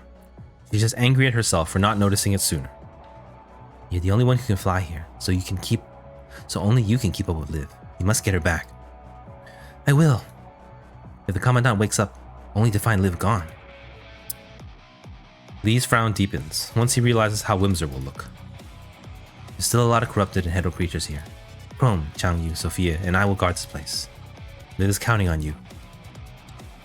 Wake up! Holding onto her damaged frame, Lucia chases after the midair Liv, with the time Changyu, Sophia, Lee, and Chrome are buying her. Is Lucia's life just a dead end that she cannot leave? Once again, in a similar church, in a similar way, she's about to say a similar goodbye. It happened to the old Grey Raven as well. Commandant Revenge led them on a mission to make contact with a construct immune to the punishing virus. Back then, Lucia did not have the clearance to know who authorized the mission, or if their information was accurate. Most members of her team were like that. All they knew was that the leaders were particularly ecstatic about this mission. After all, the seemingly harmless child could possibly be the hope they require to control the punishing virus. Just like before, no one has lied, but everyone has withheld parts of the truth. Lucia has been secretly searching for the truth after getting back her memories of losing her team. But she has not wavered because of that. Because I believe that there's hope as long as we're together. But Liv! Lucia leaps up with the help of her thruster, holding onto the hovering ivory sparrow. But Lucia cannot stop what she is doing. Wake up! This is not how it should end. Regardless of how Lucia cries, Liv still carries on with her hand motions like a mindless puppet. Liv! Desperate in despair, Lucia hears her almost destroyed terminal ringing. Shiki-kan! Lucia! Shiki-kan, you're awake? Lucia, listen to me. I'm here. You quickly tell her your plan and establish a remote connection with her, mid-flight. Nip has been rejecting any remote connection requests, and her mind is extremely confused. About that. You quickly tell her what Asimov told you, and how you can solve it. You mean it isn't just infection, but memory data plunging into her mind? I just have to force my way into her mind and help you establish the connection. Is that it? Yes. But how do I force my way in? I'll help you. You belong to the same team, so your connections are interconnected. It won't be too hard for you to hack into Liv's mind, and Wimser will also help stabilize the mind beacon. Asimov suddenly joins the comms. I see. But Liv's mind is highly infected right now. The punishing virus and the data within her are taking shape. Think of it as something like heterosapiens or the red tide projections, so don't get distracted by them. Ryokai. And I suspected that when an intact mind hacks in there, they will respond by changing their forms according to what you know. Don't get tricked regardless of what you see. I won't. If Liv's consciousness does not wake up, the remote connection will also fail. Wake her up no matter the cost. Aren't you? Forget it. I know what to do. Lucia, this will be very dangerous. You'll be entering a highly corrupted mind. You tell Lucia all this worriedly and apologetically, but she just smiles and nods. Don't worry, Shiki-kan. I won't back down, no matter how dangerous it is. Are you coming here? I hear the sound of a transport craft in the background. Yes, I'm on my way. I'll be there soon. How's your body holding up? You'll be fine. Can I trust you? Of course. You fist pump each other through the camera, just like you once did. The music's too hype. Lucia, come back safely with Liv and everyone. This is an order. Ryokai, I'll complete the mission. That is also my wish. Preparing force re-entry. Preparing force entry, ready to enter. Ready. With everyone's hope and trust on her shoulders, Lucia once again looks resolute. Focus. Beginning countdown. 3, 2, 1. Combat. Okay, here we go. Where'd the cutscene at? Oh, here it is. Let's watch it.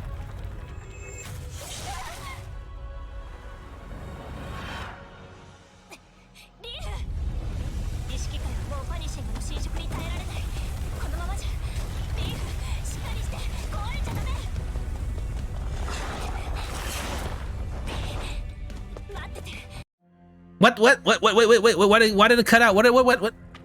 There's more to that.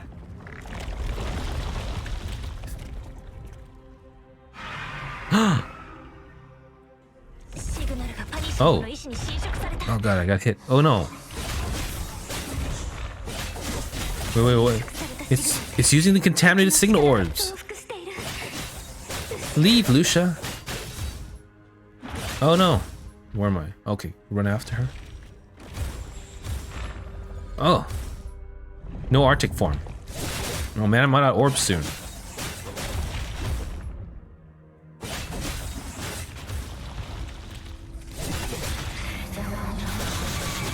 Pow.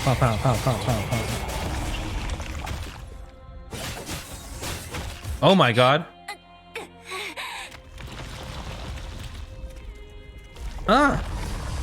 Brace, rejection, annihilate. Oh no! Oh wait, I have to live on a QTE, I don't know.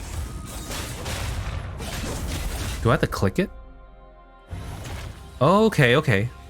Wait, why isn't my QTE button there? Hold on. Why is my QTE button, maybe it's a little off? It should have worked.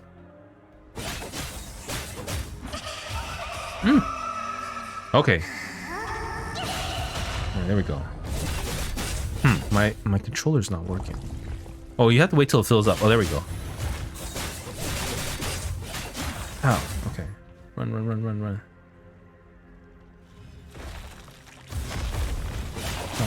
Oh. Oh my god. No! Huh. Oh, my orbs are all gone.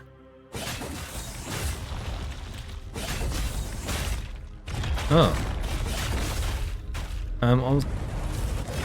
Oh. I'm supposed to cleanse my orbs. Oh my god. I don't know these patterns at all. I can't... Oh god. There it goes. Everything. I don't know what's going on. Okay. Okay, we got one matrix, but not looking good. He's got a lot of bars.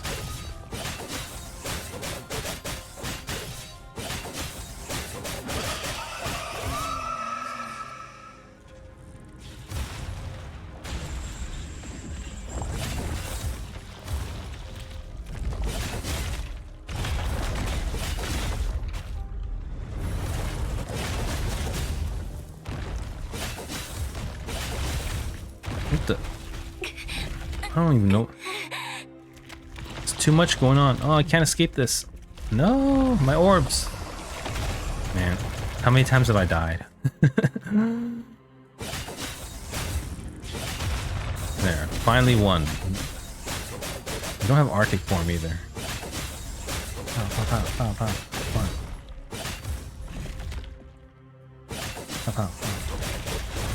Oh, there we go. 1, 2. Alright, that was good.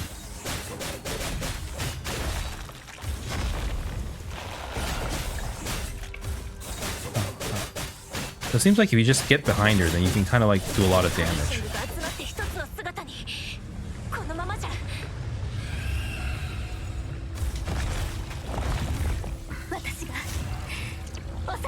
Oh no!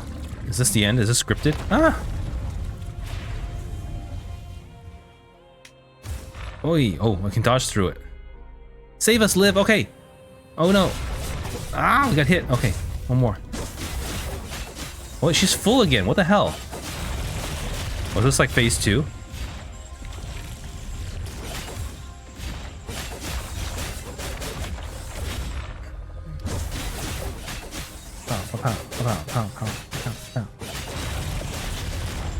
Oh, that hurt. That hurt too. Oh.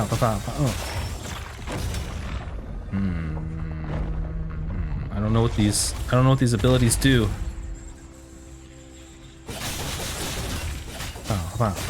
Here, live. Okay, oh no, wait, not. Oh, there. I have no orbs. There, 1. Oh. No.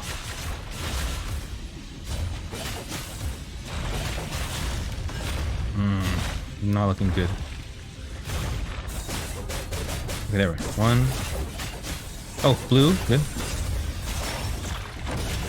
Oh.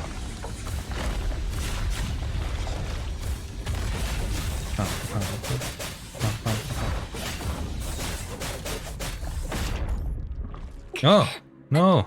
That's it.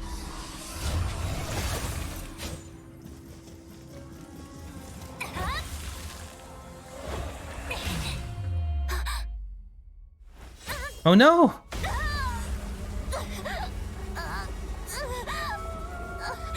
Lucia!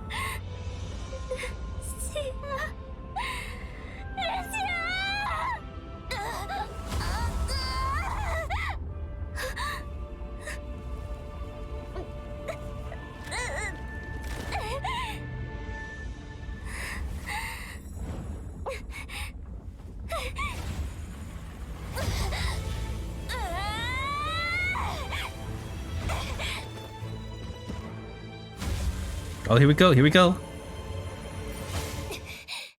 Oh.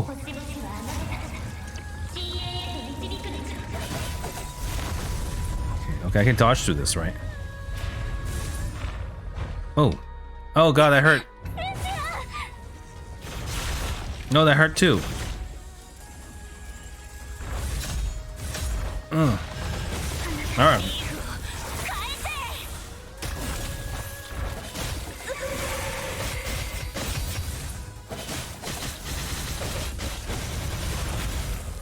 Okay. Okay. We got... Oh, it's going down. One more.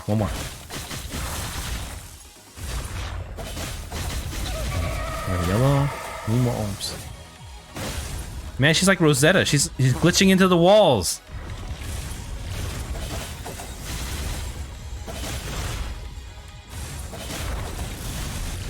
Oh god. I have no idea what's going on.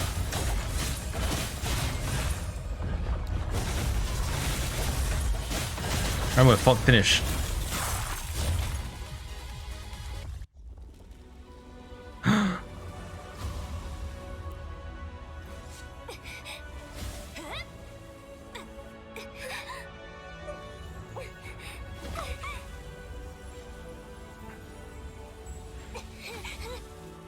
Oh no! Wait.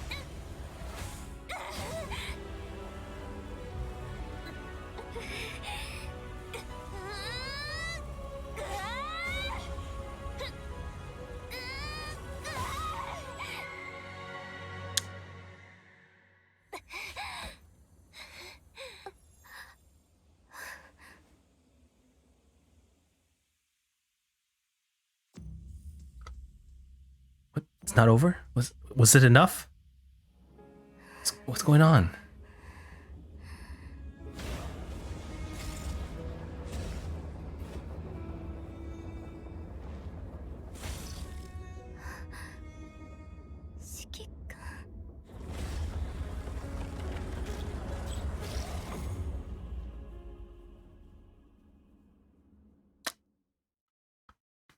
Move my cursor. Oh, that's it. No more combat, I think. Wait, there's one more scene? There better be another scene. Oh my god. I don't like that they left out the... They didn't show everything in the trailer. The one where there's a wall and then Lucia, she throws her sword at the top and then it gets stuck in the wall and then she grabs it and then she fires her thrusters and pulls it down and chops the wall in half. And then what happens? And then she tries to pry it open with her two hands. And then she kind of comes up from behind. And then they open together and save Liv. That didn't happen. Oh my god. Why'd they cut that out? Maybe later. Maybe it's not over yet. Okay, let's keep going. There's got to be more. Okay, this is the last one. This is the last one. That was the last battle one. And this one. Okay, we're going to finish tonight. The world government wall. Yeah, okay, maybe it's not over yet. Okay, maybe I spoiled myself with my I spoiled myself by trying to figure out the plot holes. Okay, 7th, love. Love gives naught but itself, and takes naught but from itself. She melts herself for her desires, to be like a running brook that sings its melody to the night. Feel bad for Liv being Kuro golden child while Kuro torture her with the story. Yeah. It's PGR though. That's what we signed up for. Alright, this one's all story. I hope it doesn't last too long. Yeah, but then again, I hope it does. I hope it lasts forever. Okay, let's go. With Lucia's hack, you have managed to defect the polyphage inside Liv's mind. To defect? Establishing a remote connection. After keeping Liv's fragile mind and vitals stable, you spend another half hour fighting off hetero creatures mid-flight. The large fleet... Oop, I missed it. The large fleet of transport crafts finally breaks through the clouds, landing around the church. Although casualties and damages are still expected, returning to the surface this way has been a much greater improvement. Normally, the closer to the surface in areas highly concentrated with the punishing virus, the more likely one will be attacked.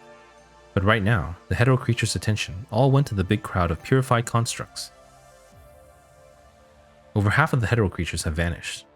Unable to defeat the constructs, they keep getting pushed back. Replacing them, however, are the two creatures that scare everyone off the top of the clock tower. The twins?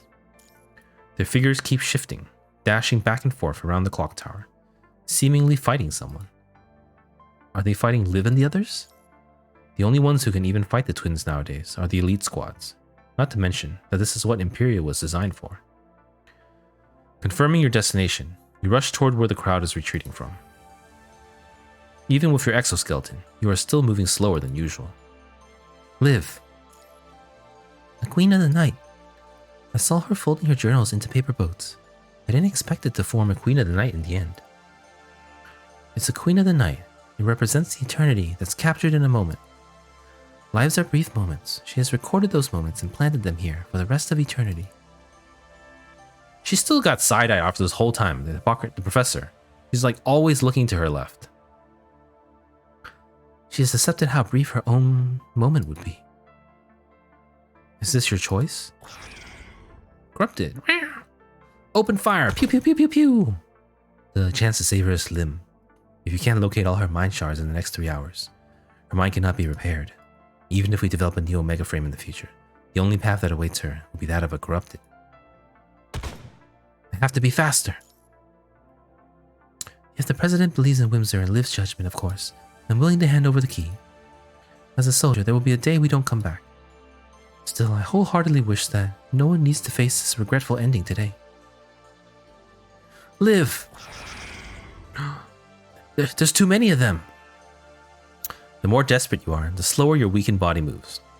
As you're surrounded by a few corrupted, a young figure appears behind a pillar. Hey! Hey, long time no see! Quickly, he dispatches the corrupted before greeting you. Chang Yu!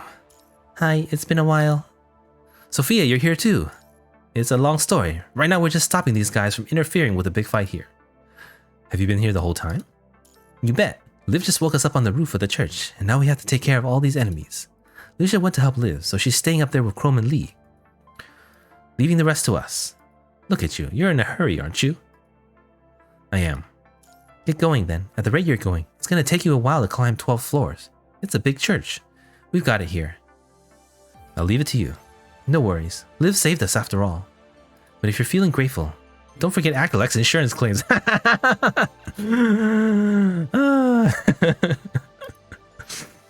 He waves before turning around. Oh, he waves before and turning around and entering the battle once more. Good luck.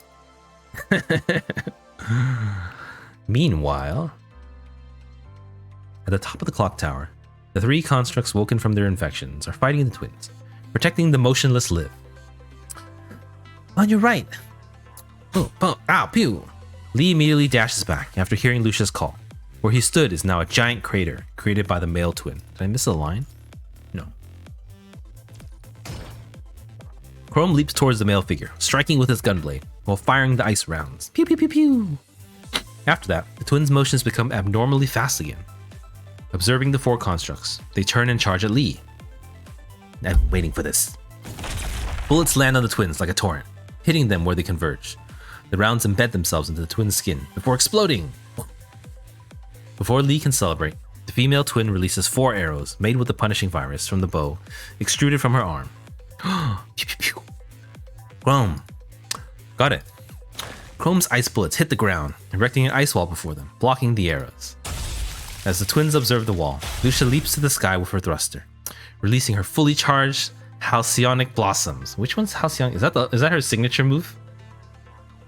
I think so. Yeah. Probably.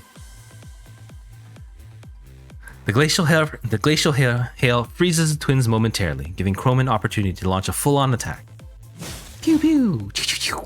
Stepping forward, Chrome extends the frost spirit field from beneath his feet, his gun blade striking the twins relentlessly without giving them any chance to counter. Lucia. Got it. In the brief moment when the twins are frozen in place, 3 constructs come together and launch their full might. We've been waiting for this chance, so that you don't get to learn from us. This ends now! Frost and bullets ring the funeral toll of the twins. Underneath the glistening light, the twins finally kneel and fall to the ground. Yay! Go Grey Raven! How about this? Watch out. Even without the large tide of hetero creatures supporting them, and weakened by the 3's unrelenting attacks, the twins are still very much capable. They're healing themselves by absorbing the punishing virus in the air. The red tide is still massive here. We can't give them a chance to recover. His gunblade impales the enemies right as he speaks. The twins cry in pain, their twisted limbs twitching and striking at the 3. This is the 11th time we've done this. Is there any other way? Right when the negative rounds fired to cover Chrome land by the twins' feet, they immediately dash to their sides. The twins are already used to how the three of them fight. This is going to be more and more difficult. I'm afraid Liv is the only way to defeat them. But we can't let Liv fight anymore. Snowstorms gather into a tornado, replacing the unconscious companion and charging the enemies, but the twins dodge away once again. Her mind is finally stable from Commandant's remote connection. If she fights the twin now, her infection will worsen. Wait. Her mind is finally stable from Commandant's remote connection. If she fights the twins now, her infection will worsen. Okay. She gets up with the help of her freezing wind. They're just like listing all the abilities, aren't they? Dashing towards the evading enemy. Did they wait until Liv was exhausted before showing up? It's possible. Lee, Chrome, we'll do this together again.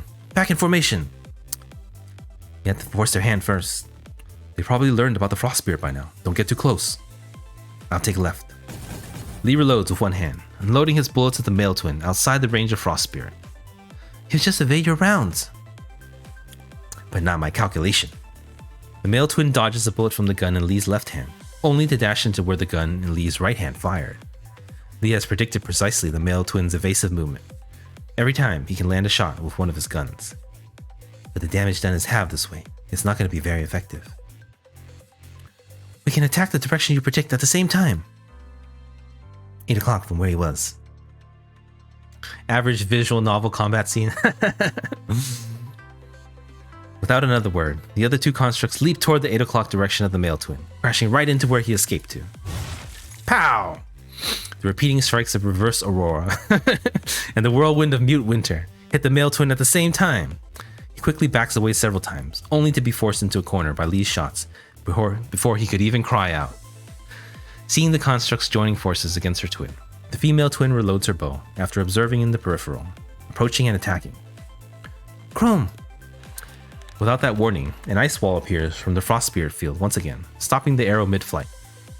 The other one's coming. We'll split up, Lee. I'll predict their movements. I'll take the left this time. 6 and 8. Lucia and Chrome rush toward the 6 and 8 o'clock direction of the two enemies respectively, successfully intercepting the evading twins. Pow! 12 and... Oh, that's the Lee. 12 and 10. Pow! 9 and 5. 2 and 8. By the time Chrome's Frost Spirit ends, the three constructs have their energy fully charged. The 12th time's the charm. As the twins gather together, the ice and fire from the construct's attacks combine into a crackling strike. But before they can celebrate their victory, their frames are frozen by the coolant, suspended where they are. They're still. Twins' movements speed up again, a sign they are about to attack. The three constructs, however, will not be able to counter, because their frames are frozen in place, cooling down. They were waiting for this moment to use the Frost Spirit. They cannot move no matter what. The twins converge, leaping into the air, striking the three with all their might. Stop!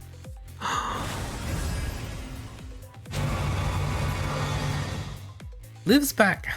A white light envelops where the three stand. The twins' bodies, made with the punishing virus, cannot enter the purified space the Omega weapon created. The twins shriek, their limbs burning and rotting from the ivory flame.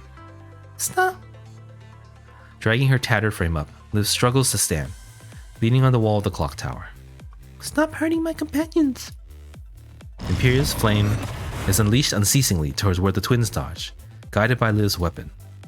Her energy is almost completely spent.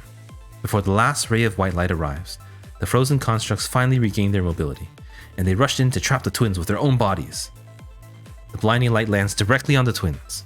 As the monsters shriek and cry, the female figure unfolds the film over her hair into wings, dragging the unconscious twin into the air and flying away. Wait. The female figure unfolds... I won't allow it! The ivory sparrow also spreads her wounded wings, soaring towards the clouds to fight the crimson woe. I'm capable of doing this now. Burn! Earth will rise again in the punishing virus's ashes. As if the sun has fallen where she is, a massive halo explodes from her body. Whoosh.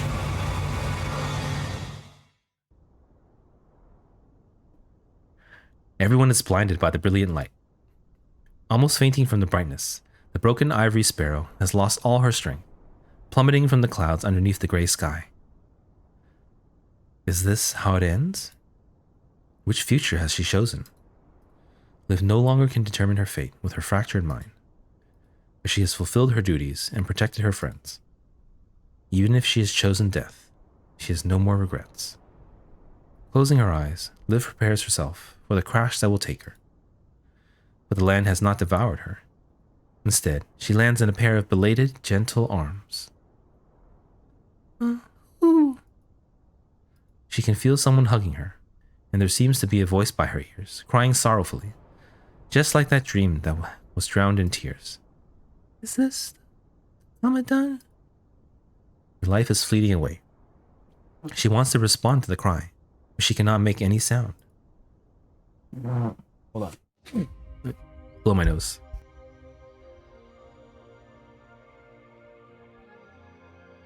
Ramadan. Oh, Lucia. Ramadan. Liv's vital signs are rapidly dropping while the infection rate climbs. You can feel the punishing virus on Liv's artificial skin burning your hand through your protective suit. I have to establish a deep mind connection now. Otherwise, it'll be too late. I'll flag the closest transport craft. Stay here, Commandant. Liv is counting on you. We'll go help too. We have to get her back to Babylonia as soon as possible. Alright. Thank you. Watching your companions leave, you take out the device Asimov gave you before you left, connecting the cables. Although these devices are prepared by Asimov and the Professor just before you left, which have a limited range, they are very capable of connecting two consciousnesses together, establishing a deep mind connection. Wake up. Liv! You call her name, gently shaking her shoulders to no avail. Like what the researchers said, the connection now can only stabilize Liv's mind shards. It will not lower her infection rate. Liv. Liv! Oh. Alright, water break. Real quick.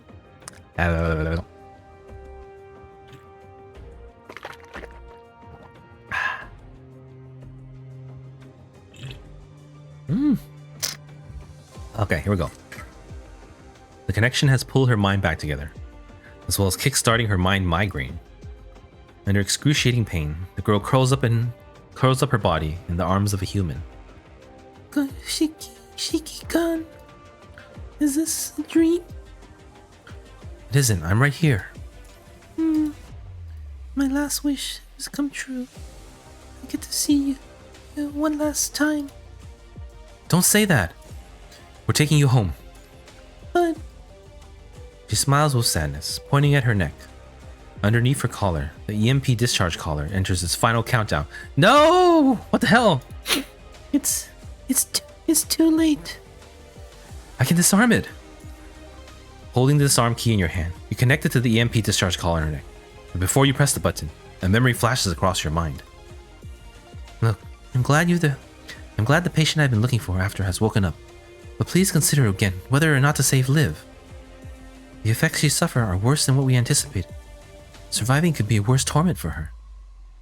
Is it right for you to decide when Liv is the one who will suffer? Liv, before I disarm it, I must ask you, if you know the future is paved with struggles and pain, will you still walk toward it? Yes, She answers without hesitation. I already know how much it will hurt to live. And you haven't regretted it either. Me? Yes. What if it's you? You know that you will not live to see the Earth days recover. You will spend the rest of your life fighting. Will you still walk toward the future? I will. You die and you lose all possibilities. The only way to have a chance of getting there is to keep fighting. That's right. She smiles, unwavering. The thousands of deaths she experienced from the death mirages have not scared her away from the future, nor will the migraines. I have made my choice.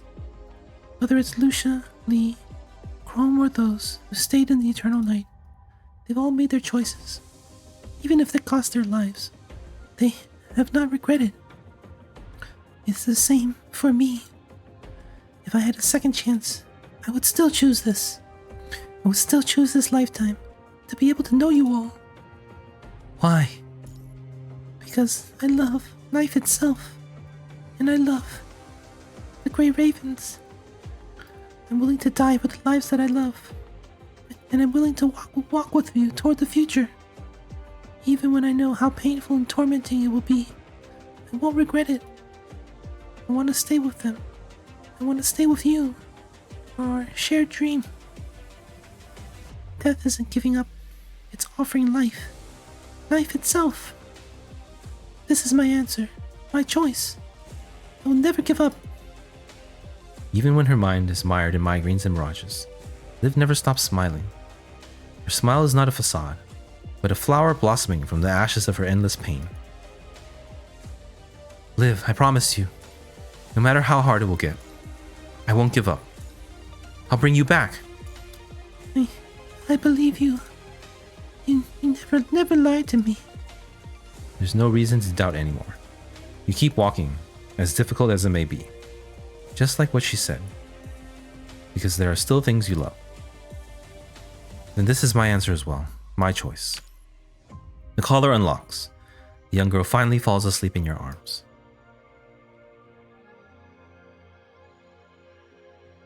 Oh, still going. Afterward. A transport craft finally arrives above the church. Your worried companions rush out from within. Shiki-kan. It's okay. I'll take Liv. Let's go. The other transport crafts are waiting. Alright, let's go.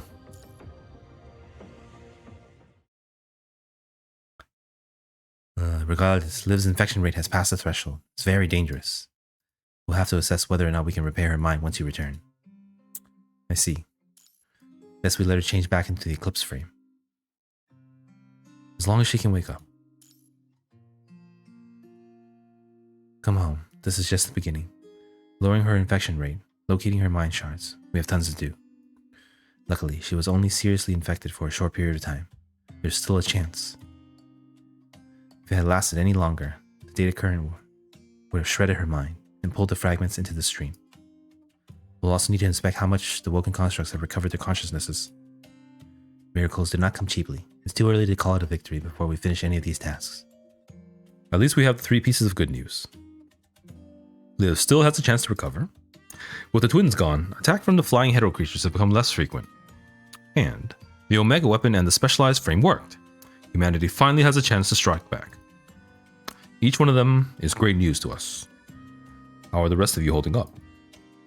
Sophia helped repair my frame after she woke up. Frame integrity holding at 63.1%. All basic functions are intact. Chrome and I have our infections cleared, but neither of our frames have been completely repaired yet. Rest assured, Parliament will compensate for the delayed rescue. We just couldn't justify the lives that will be sacrificed then. I understand, and I'll be eagerly waiting for your return. Yes, sir. Having almost lost each other, you all gather around, your shadows scarred. This song again. This played during one of the...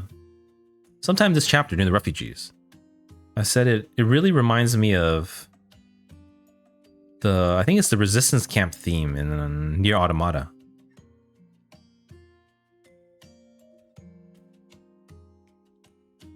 Very mellow.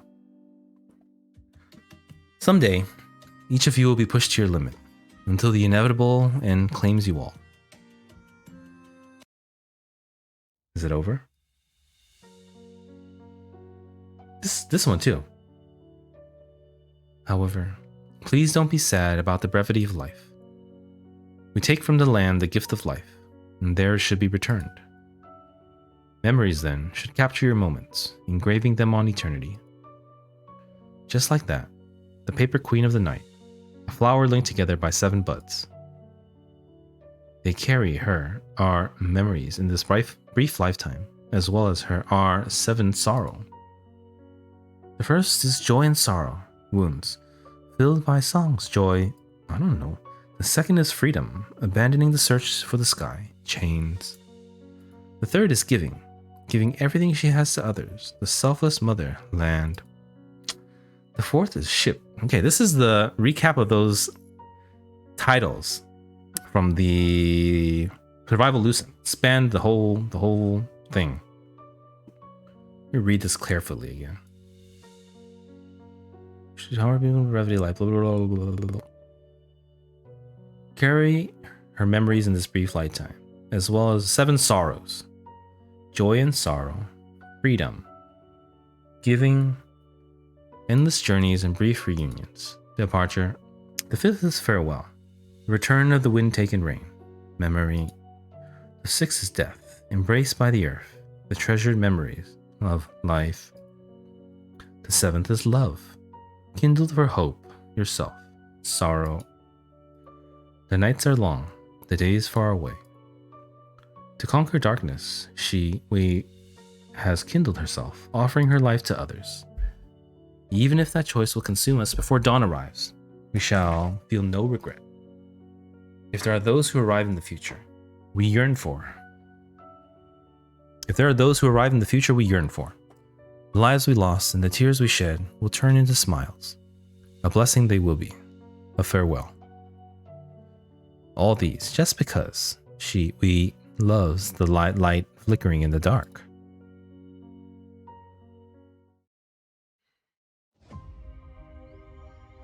Surviving Lucem.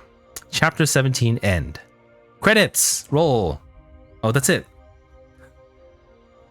Oh my god. Oh. Claim.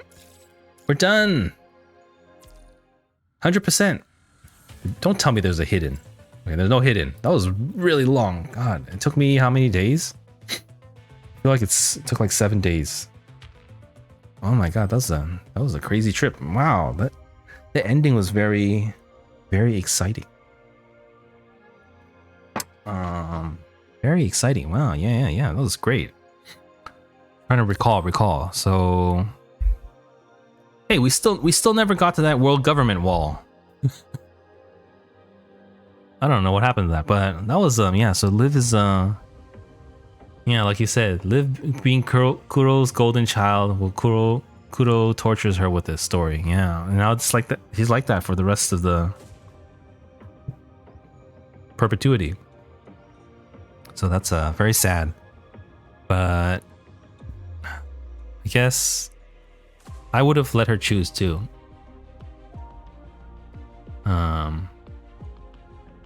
Yeah, I would have. But I don't know.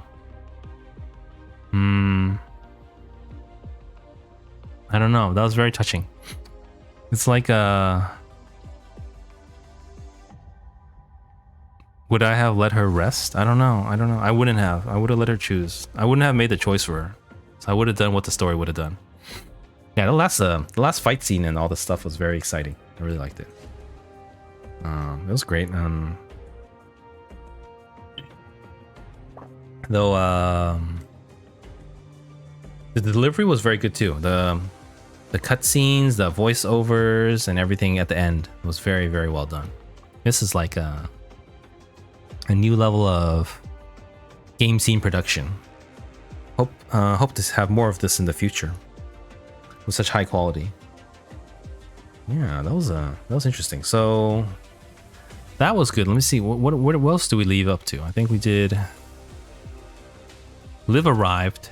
She started blowing everything up, and then she had all the memories, and then the glimpses of the future too. So that was kind of like what could be, possibly be, even though one was called Path. It was kind of not.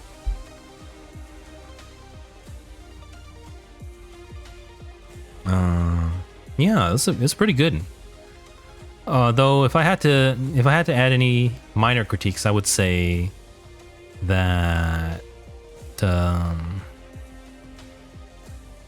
it was a little bit predictable. The ending. I guess you couldn't have seen it any other way, especially since we're coming from we have insight into the future from being on the global server and seeing the CN servers as well. Because this is not the end of Punishing Grey Raven, and Liv, Lucia, Lee, Chrome. They're all still around, so they don't die. But yeah, we kind of knew Shiki-kan would wake up at the end, since that's the only logical way Liv could have continued. The only way Liv could have kept on going, kept on living. Yeah. So yeah. Okay. Yeah. So that's about it. And then we know Liv had to. I mean, I was saying it from the earlier chapters. Help us, Liv. You're our only hope, because she's our only hope. There's nothing they can do against any of this. So we knew all along it's got to be Liv. And then since they told us that Liv won't survive without Shiki-Kan, then we've known all along that we had to wake up. So it was a little bit predictable in the end, but it was very touching, and the production quality was very high. It's very touching too, that Liv's inspiring words and choosing to continue on. And of course, with the power of friendship, man, they should totally make a Grey Raven anime. It would be the best thing ever. So I know someone brought this up on the subreddit once. People were arguing over if they made like a story or like an anime, what to do with Shiki-Kan. And then people were like, oh, should the Shiki-Kan be male? Should Shiki-Kan be female? Should Shiki-Kan be removed from the story? But I feel like more and more now in the later chapters, not so much in the early chapters, but the Shiki-Kan's a pretty integral part of the story now. Before we're kind of just the audience to view, there's a player character. But Shiki-Kan's kind of a big deal now. We've gotten abducted multiple times, and people are waiting for us to do things multiple times. We're very important now. So yeah. Okay, we finally finished. That took a long time. And it's 3 o'clock. Okay, it's about time to end up for the day. It was good. Had a lot of fun. It was very exciting, the end. It was finally a battle story. The first start here was very human, and it was about the suffering of the refugees and the loss of hope from everyone. Everyone's on the retreat.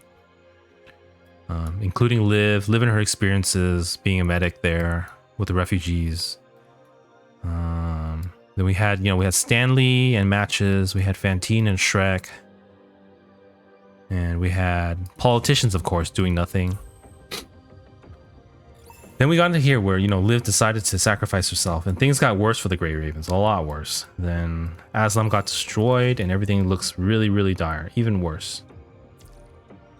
And then Liv came back to save the day, which was a little bit predictable, but the execution was done well, and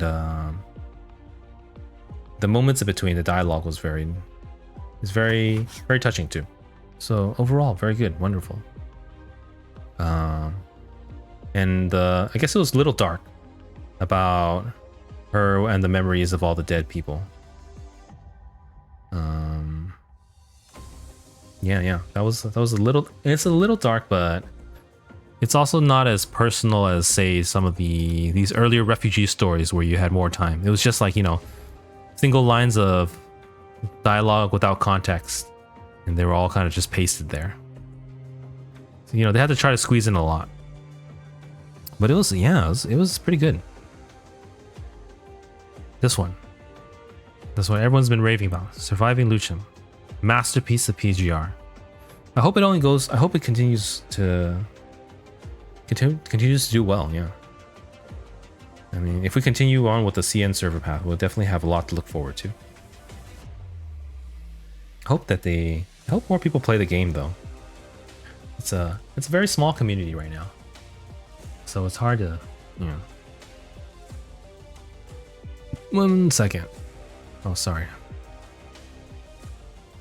Okay, that's it for today, I think. Yeah, we finished. We're almost caught up with story. We did Evernight Beat. We did Surviving Lucem. We did Recitativo di Fantasia, which I did not do the dailies yet today. Let me do it before I forget. Oh, I'm so behind. I don't even have Selena yet.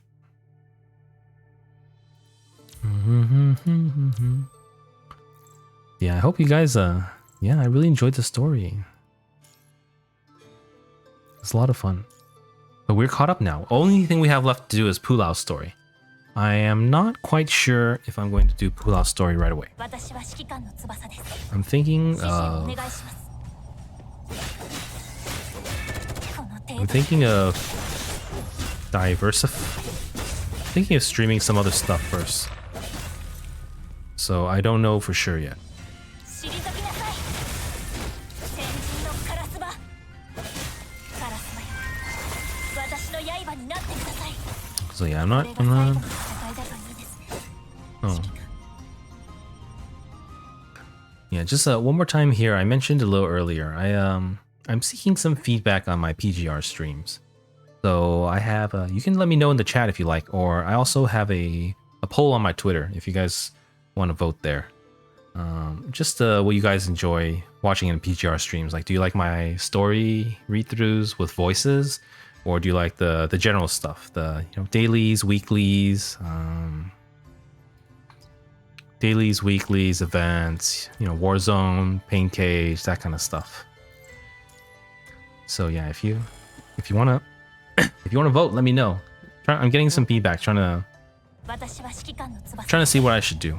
指示をお願いします。 I just started streaming about a little over a month ago. この一撃で So I'm still trying to figure things out 私の刃になってください。 and これが最後の戦いだといいですね。指揮官。 kind of see how I can improve.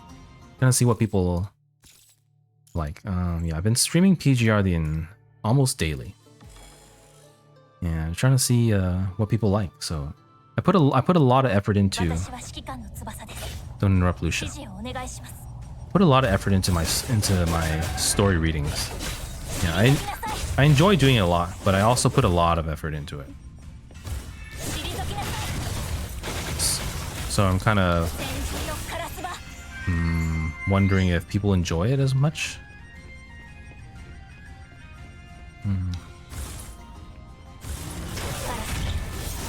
私の刃になってください。これが最後の戦いだといいですね。指揮官。 So yeah, on my Twitter, I have a poll, or you can tell me in chat too what do you prefer? Do you like my story read-throughs with voices, or do you like the usual event in combat stuff? Let's see, level up. Oh, we only have signal orb, so we should definitely take something.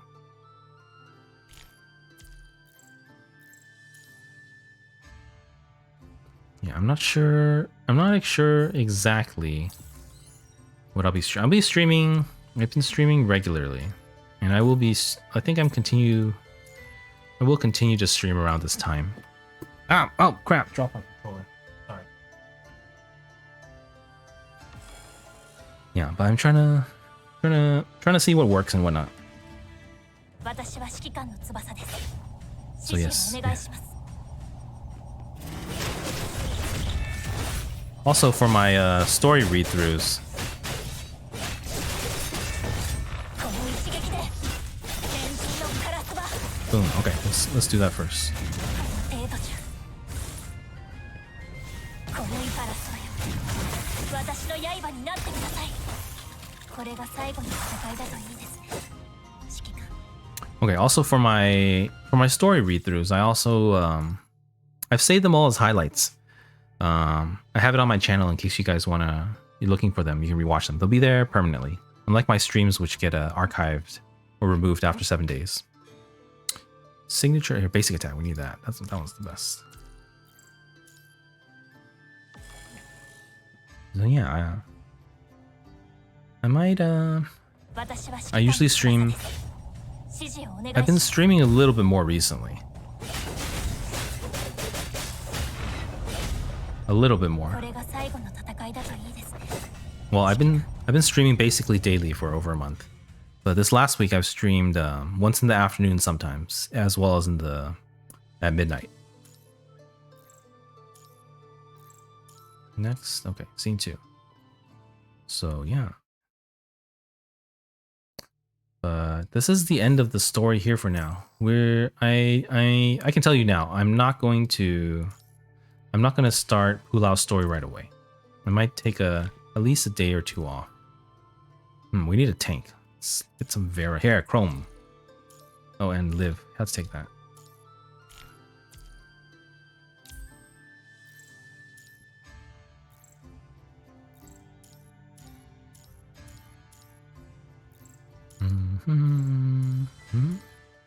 I skipped this. Okay, we're just trying to, you see. I also did, I don't think this is enough. So I did Evernight Beat and Survival Lucem. Evernight Beat Normal, Hidden, and Roland Interlude. I have them all on my playlists on my channel in case anyone wants to check it out. I also did Recitativo di Fantasia, but I did not, how do you say it? I didn't clip it together because, there's so much repetitive stuff in between. It was really hard to put together into a single video. With all the repeats and all the other stuff. Okay, we're done with the daily here. Still have a long way to go. We need 23,000 more at least. Yep. Okay. That's it for today. Oh, here. 3 minutes. Let's see. Okay, let's just wait 3 minutes. Okay, so yeah, I'll be I'm looking into streaming other stuff as well. Yeah, but I started streaming over a month ago, and I am planning to stream more. I'm planning to do this kind of full time. Oh, that's the dream. So I'm still aiming for Twitch affiliate. If you guys enjoyed the stream, consider giving me a follow. Yeah, we would really appreciate it. Yeah, also, yeah, I have the poll, or let me know here. I'm looking for, don't know what to do. Okay, so yeah, we're done with this. Oh, no, we have one more thing. I forgot to do the dailies. We're done with Crab's Giving. We're done with Devour Wave Escape, I think. Yeah, we're done with this. Crab's Giving, we're basically done. Operation Uniframe, we couldn't really get the max score because we didn't have any skills on Roland or Pulau. Same with Roma Records. That was difficult. We didn't get the final collectible.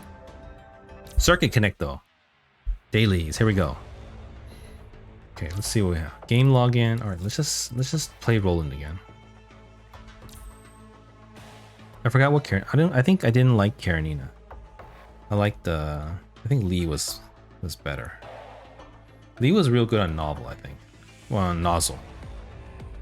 So let's, how do we switch? Switch. Can you switch here? Change character. Battle prep. Oh, we have energy boost. Let's just take that. Deploy. Challenge. Okay. I don't remember this one. Yeah. So that's where we at. We need to do a lot of damage in the first turn. That's our hope right here. Okay, so change the color of one type. Change the color of a single type. We don't have no energy. Oh, let's use this for energy. 15 energy. Oh, nice. Oh no, we can't ping on the first turn though. Let's just do this. Come on. Boom. Boom. Boom. Ooh, the luck on that. Ooh. We didn't even have to do anything. Nice. Okay.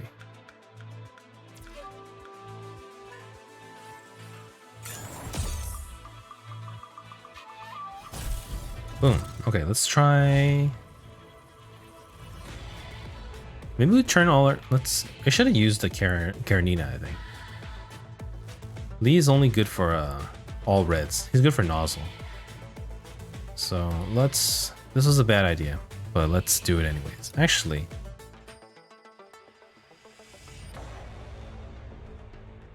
Here, let's change all these to yellow. Boom. We got a big combo at least. That was fun. I don't know if it's worth it. This is not the ideal choice. Okay, let's do. I think this changes the color of a single orb, so it's nice for kind of tactically pinging things. I really like that. I'm like not using the red at all.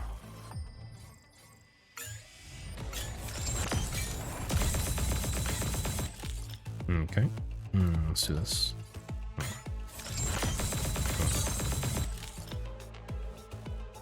Yeah, I'm not even using the skills I have. So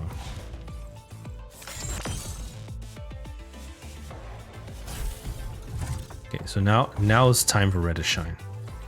We have a ton. Oh, we have. Oh crap! I think we overflowed energy. That's bad. All right, so I'm gonna activate this one first. We have double red buff, and then we're going to try to get a big. Okay, let's change. Let's change this single blue to red. Boom, boom, boom, boom. Oh, nice, nice. That's a very good combo. All right, we have nothing available, so let's keep going. Okay, we can change either yellows or blues to red. What to do? What to do? Let's change all the yellows to reds. Not as huge as I hoped, but not bad, not bad. Get this 4. We got a double.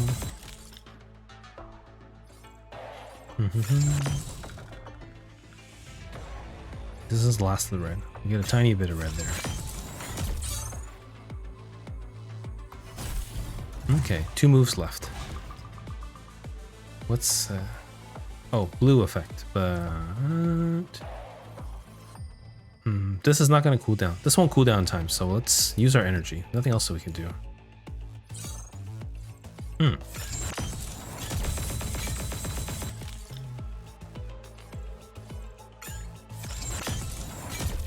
That's it. Okay, not bad. But I still don't. I think we always have to do one more. You know, we can never get enough. Yeah. Unless we use a new character. Yeah, let's just do nozzle. Though we kind of need scores on the other one instead. It's not actually enough energy for anyone, so let's use our red, or yeah, let's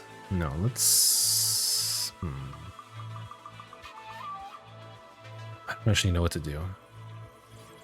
Destroy the blue. Okay, that worked out. Here, let's do the red buff. And let's do this red combo. Boom.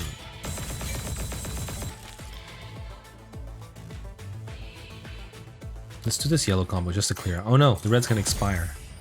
Bad choice. Okay, now let's switch the yellow to red. And we still have a tiny red buff left. Keep going.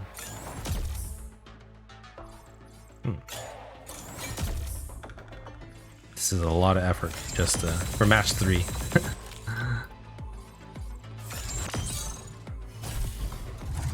Does he do? I think he does like another buff. Okay, so let's get rid of some.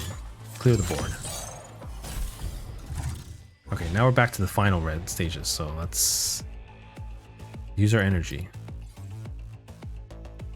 And let's buff red. Well, we should wait 3 turns. I shouldn't have used it so fast. We would have got some more energy. Just trying to clear the board right now. Oh no, too early. Alright, here's the big-ish combo now. Oh, I should have did red. I wasn't thinking.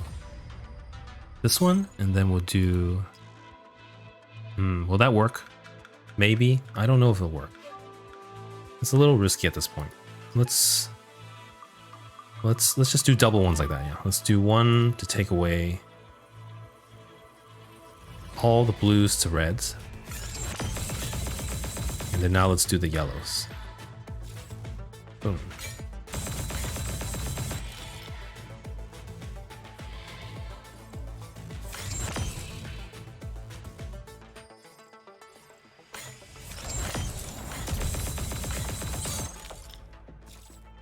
Okay, that should be it for dailies. Okay, and here we got one more here. Let's use up our serum too. Been slacking on serum.